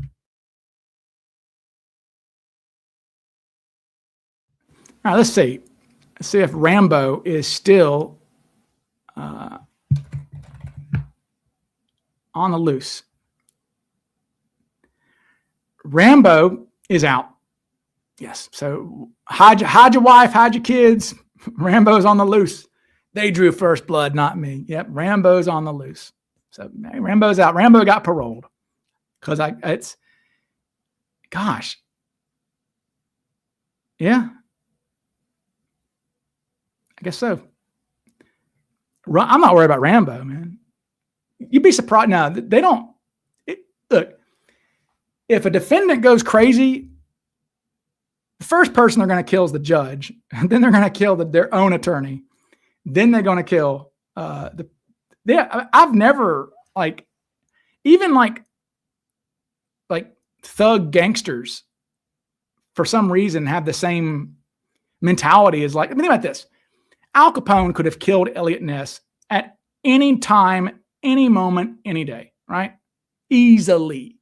But he didn't, because you don't kill the cops. Or, I mean, that's kind of a thing. You don't do that just because It's like Omar in The Wire, right? It's all in the game, yo. Well, it's all in the game for prosecutors and cops. I mean, I'm just, so I've never had a defendant when I was a prosecutor, get mad at me, ever. I've had a few clients get mad at me before, but are there online archives that attorneys have access to that others don't? Yeah, we do. And I wonder if I can show you guys. I wonder if I have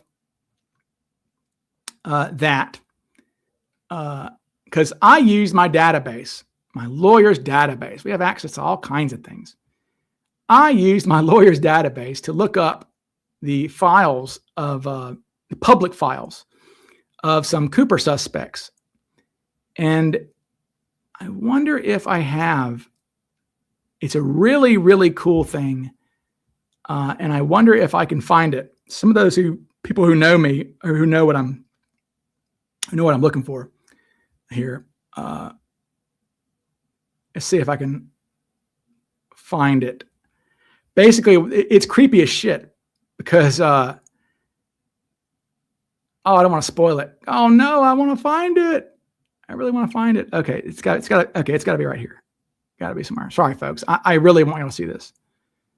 Because it blows people away whenever they see it. If I can find it. Oh my God. No, I can't find it. Sorry, folks. Please. Why do I have such a hard time keeping up with some things? Because this is something that really needs to be, I really want to show you guys. This is pissing me off that I can't find this. Damn it to hell. Okay, I will have to save it for another friggin' time, I guess.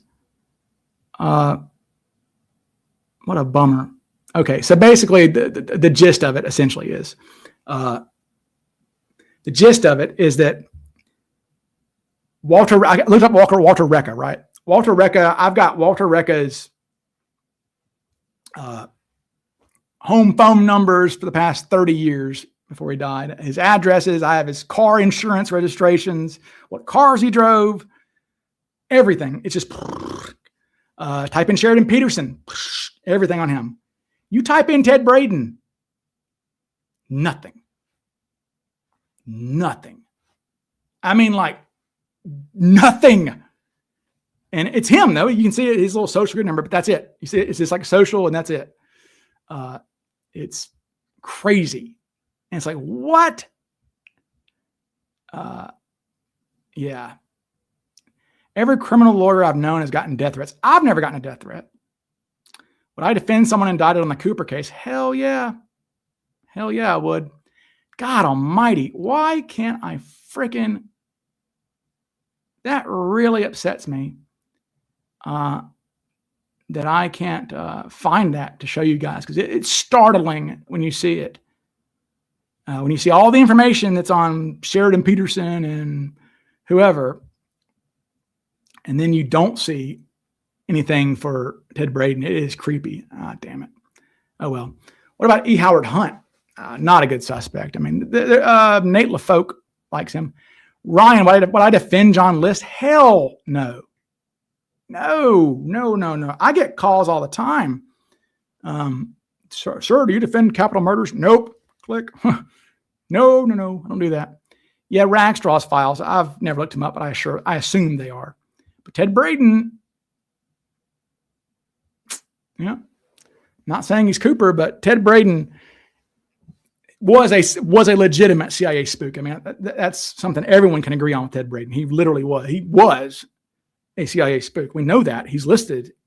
There's a thing I found years ago, and I sent it to Drew Beeson. He is listed in, like, some CIA thing has been like declassified or something. I don't know, but like he's listed as a member of like the CIA overseas in like the 80s. And it's like, oh, what are you doing? I mean, look, his best buddy founded the CIA. I mean, Ted Braden didn't have many friends, but he had a friend, Jack Singlob, who was the head of the CIA, or the founder, basically, of the CIA, one of the founders.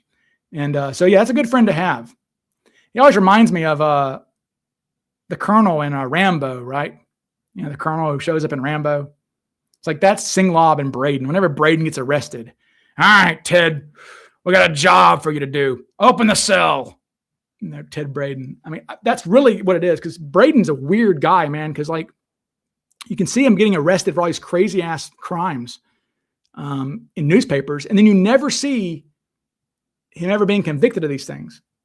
It's weird. You never see any follow up. I believe Flo when she said Cooper had brown eyes. I mean, probably.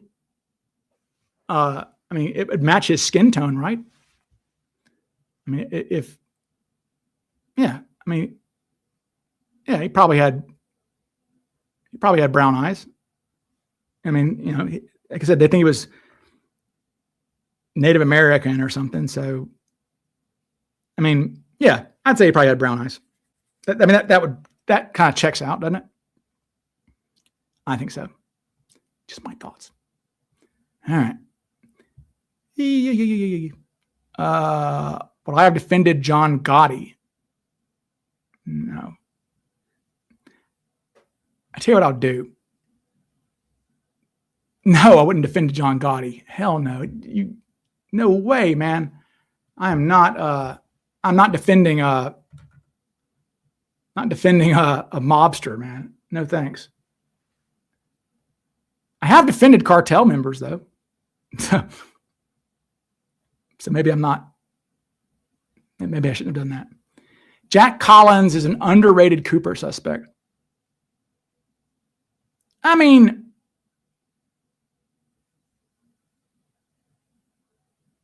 yeah, maybe. Maybe. All right, let's see.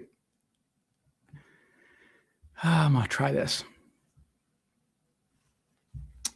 Do I have... oh, actually...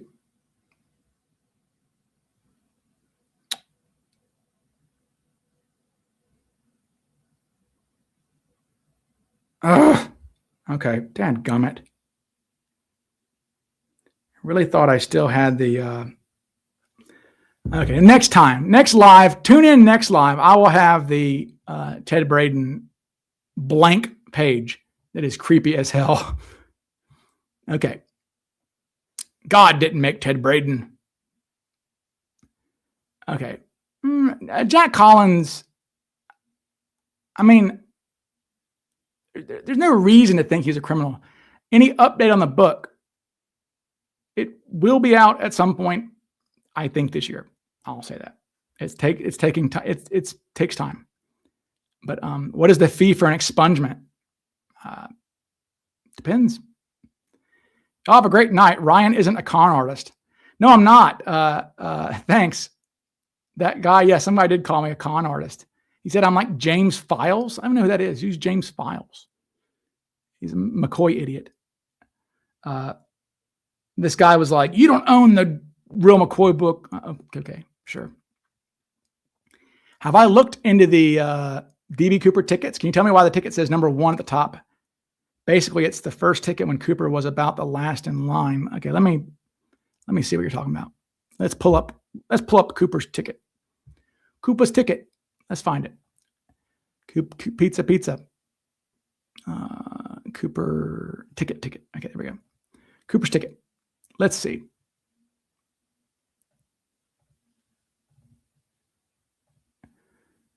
Ticket flight coupon number 1. This is a comparison to. This is Cooper's compared to Bill Mitchell's.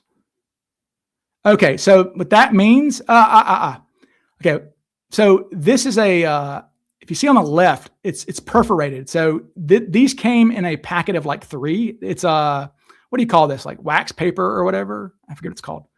But yeah, so what you can see, Bill says passenger's coupon because that's Bill kept that one. So this is the one Cooper was. So Cooper would have had this. Cooper would have showed this one to Flo when he boarded the plane, right? But flight coupon number 1, that's going to be the one at the top of the little packet. That's the one that the airlines kept. That's why they have Coopers, because that's the one that Hal Williams would have torn. So Hal Williams tore this one, and the passenger's coupon, and it says that. So that's what that is. So I never thought about that, but that's what that is. It's just the carbon copies. Yeah, it's the top of the carbon copy. That's all. That's all that is. Good. And yeah, we've done extensive research on this, man. Like, that's the same handwriting, in my opinion. I mean, it makes sense. I mean, look at the way 305 is written on both of them. That's the same hand, right? I mean, obviously.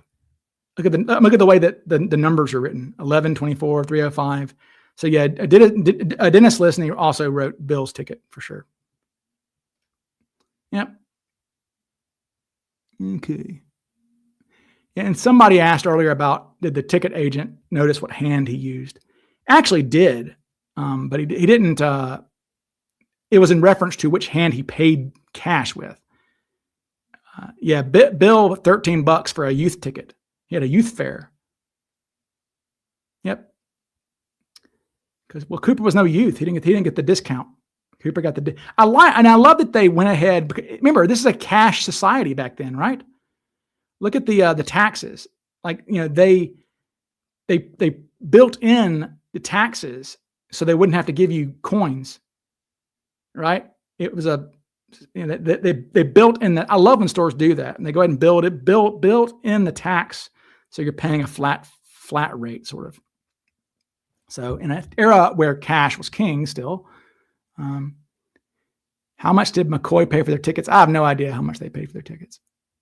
I don't know. I mean, I imagine probably more than Cooper did, because remember, Cooper's only flying 30 minutes. So that's why his was so cheap. McCoy's flight was from Denver to LA. Max was St. Louis to Tulsa. Melvin Fisher's was Dallas to Oklahoma City. Heinemann's was ABE Airport in Pennsylvania to DC. I think. Maybe Flyjack can correct me on that, but I think that's right. And LaPointe, not quite sure. It left Vegas. I'm not sure where they were going though. And Rob Hetty's plane had just landed. It was deboarding passengers when he ran up the stairs. So, yeah. We should get Rob Edwards on the show. Flyjack's ears perking up. Flyjack's all right. I mean, what can I say? Did Cooper write his name on the ticket? No, sir. No, sir. Because remember, I mean, it's the same. I love that the poster matches your outfit. Does it? Oh, it does. Red and blue. Well, those are our colors. Man, I'm so mad about not having that stupid friggin'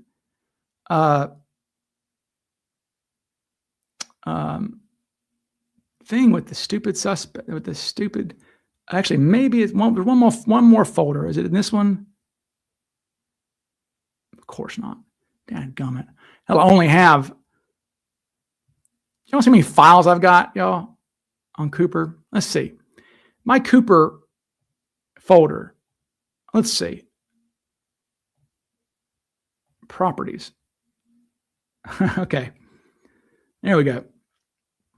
I wonder if I can share something like that. Let's see. I think I can. All right. I'll share this for people.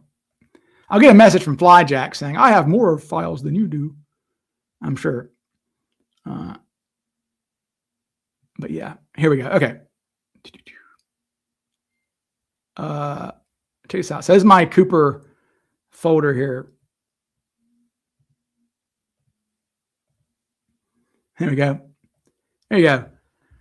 I have 5,682 files in 145 folders on Cooper. So there we go. I have 10 gigabytes of files of paper documents on Cooper. That's something, isn't it? All right. How's Bruce doing? Bruce is fine. I made a Discord server a while back for Cooper discussion. It kind of, Discord never really caught on Cooper. People had tried that. I know Nikki did that too. It just didn't work out. Paul Cini come to CooperCon? I don't think so. Remember, Paul Cini denied being Paul Cini when we called him. So I don't think he's into the Cooper stuff.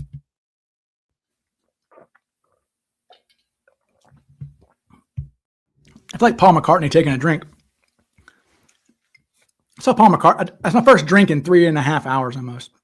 I feel like Paul McCartney. If you go see Paul McCartney in concert, well, he's pretty old now, but if you had gone to see Paul McCartney in concert, that dude sings for like 4 hours straight, and you never see him stop and drink water. It's like nuts. Anyways, all right. Well, how do I still have 188 people? And I'm really upset that I can't find that. That really bugs me out. It bothers me. See, this is my life. This is let me show y'all a good meme. I saw a meme, a Cooper meme. Cooper memes are good. This is a good Cooper meme here.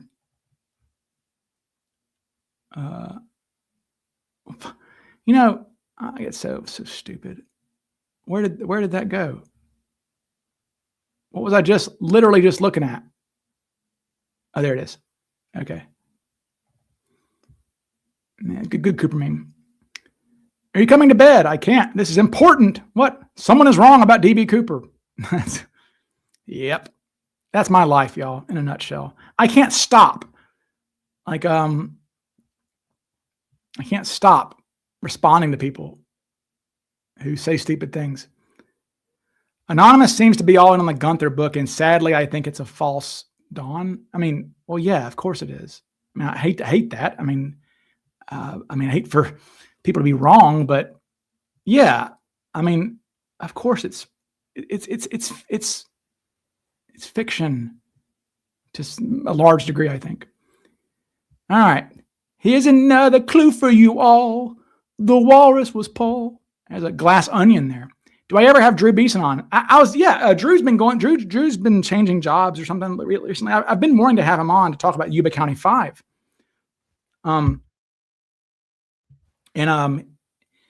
He's been really busy. So in the next few weeks, I'm going to have a guy, Alan Kelly will be on to talk about Forrest Fenn. Okay. So we'll have a Forrest Fenn. He thinks that Forrest Fenn's a suspect. Okay. Maybe. Yeah, but Drew's a good buddy of mine. Yeah. I've had Drew on several times, I think. I've been on his show a couple times too. So no, Drew's a good guy. He gave you a Green Beret book for your birthday, Max. Okay, yeah. I have seen some lawyers defend their decision to defend bad guys by saying they're defending the law to make sure it's applied fairly. Do I agree, or is that called BS? BS, probably. I mean, yeah. Yeah. BS. I think it's about how much people can pay you generally as a lawyer a lot of times. How did some of the passengers board in Spokane? Was there a stop there? Correct. There was. In fact, if you want to see the itinerary of Flight 305, I'll show you.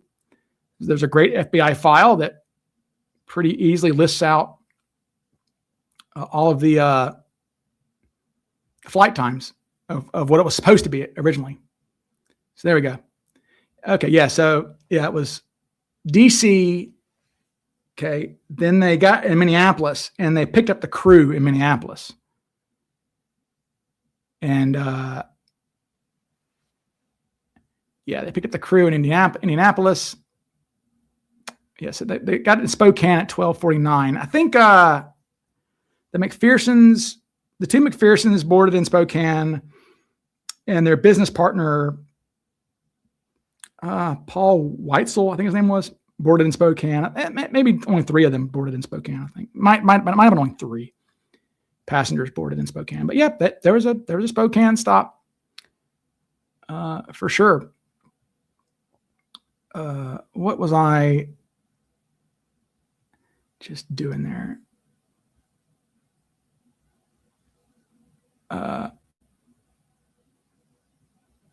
Yeah.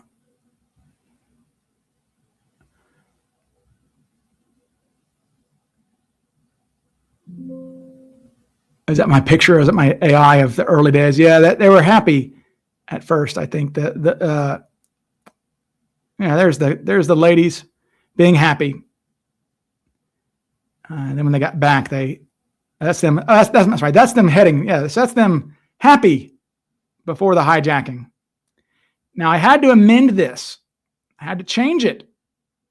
I eventually changed it, and let me see if I have where I changed it. I had to change it because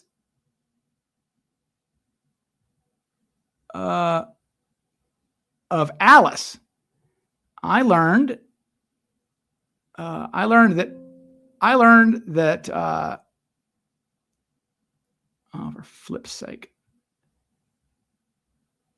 Crap. I don't have it. It's somewhere. I learned that Alice did not wear boots. Alice wore like red flats. So Alice was wearing red flats, not boots. So I had to change it to have Alice wearing flats. And I thought I had that animation somewhere, but I guess I don't. I thought I did. Do I really not have that? Oh, well. Whatever. All right. Well, I think we're sputtering out, so I'll head out. Okay. All right, then. Is Michelle Obama a man? No. Michelle Obama is not Big Mike, although I think that is what's stupid, but the internet's funny. The guy who replied when the FBI turned up saying, "Is this about the hijacking?" really made me interested. Well, it made me interested too. Orville Lyons. Now, that could have just been because he was running his mouth about skyjacking, and so when the FBI shows up, he was like, "Oh, So I don't know. What do I think about Nancy Guthrie? A loud mouth.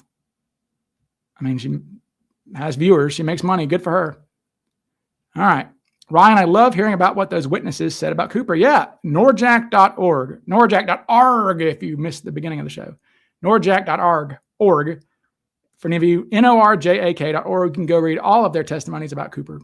That's where you find them. What's the surrealist Cooper sketch called? What do you mean? Surrealist? You mean like I don't know. I mean, this one? That's the Spreckle sketch. I mean, that's Cord Spreckle drew that. Is that what you mean? Yeah. All right, then. All right, well, I'm gone, guys. Nancy Guthrie. I am Nancy Guthrie and Grace. Nancy Guthrie. I'm so stupid. Nancy Grace. I have not followed that. I know a lot of the guys I chat with who are Cooper people follow the Nancy Guthrie thing, but I've not followed that at all. Anyways. All right. Bye, guys. I will talk to you again soon. Like, subscribe, and yada, yada, yada. Bye. Good night. Good night.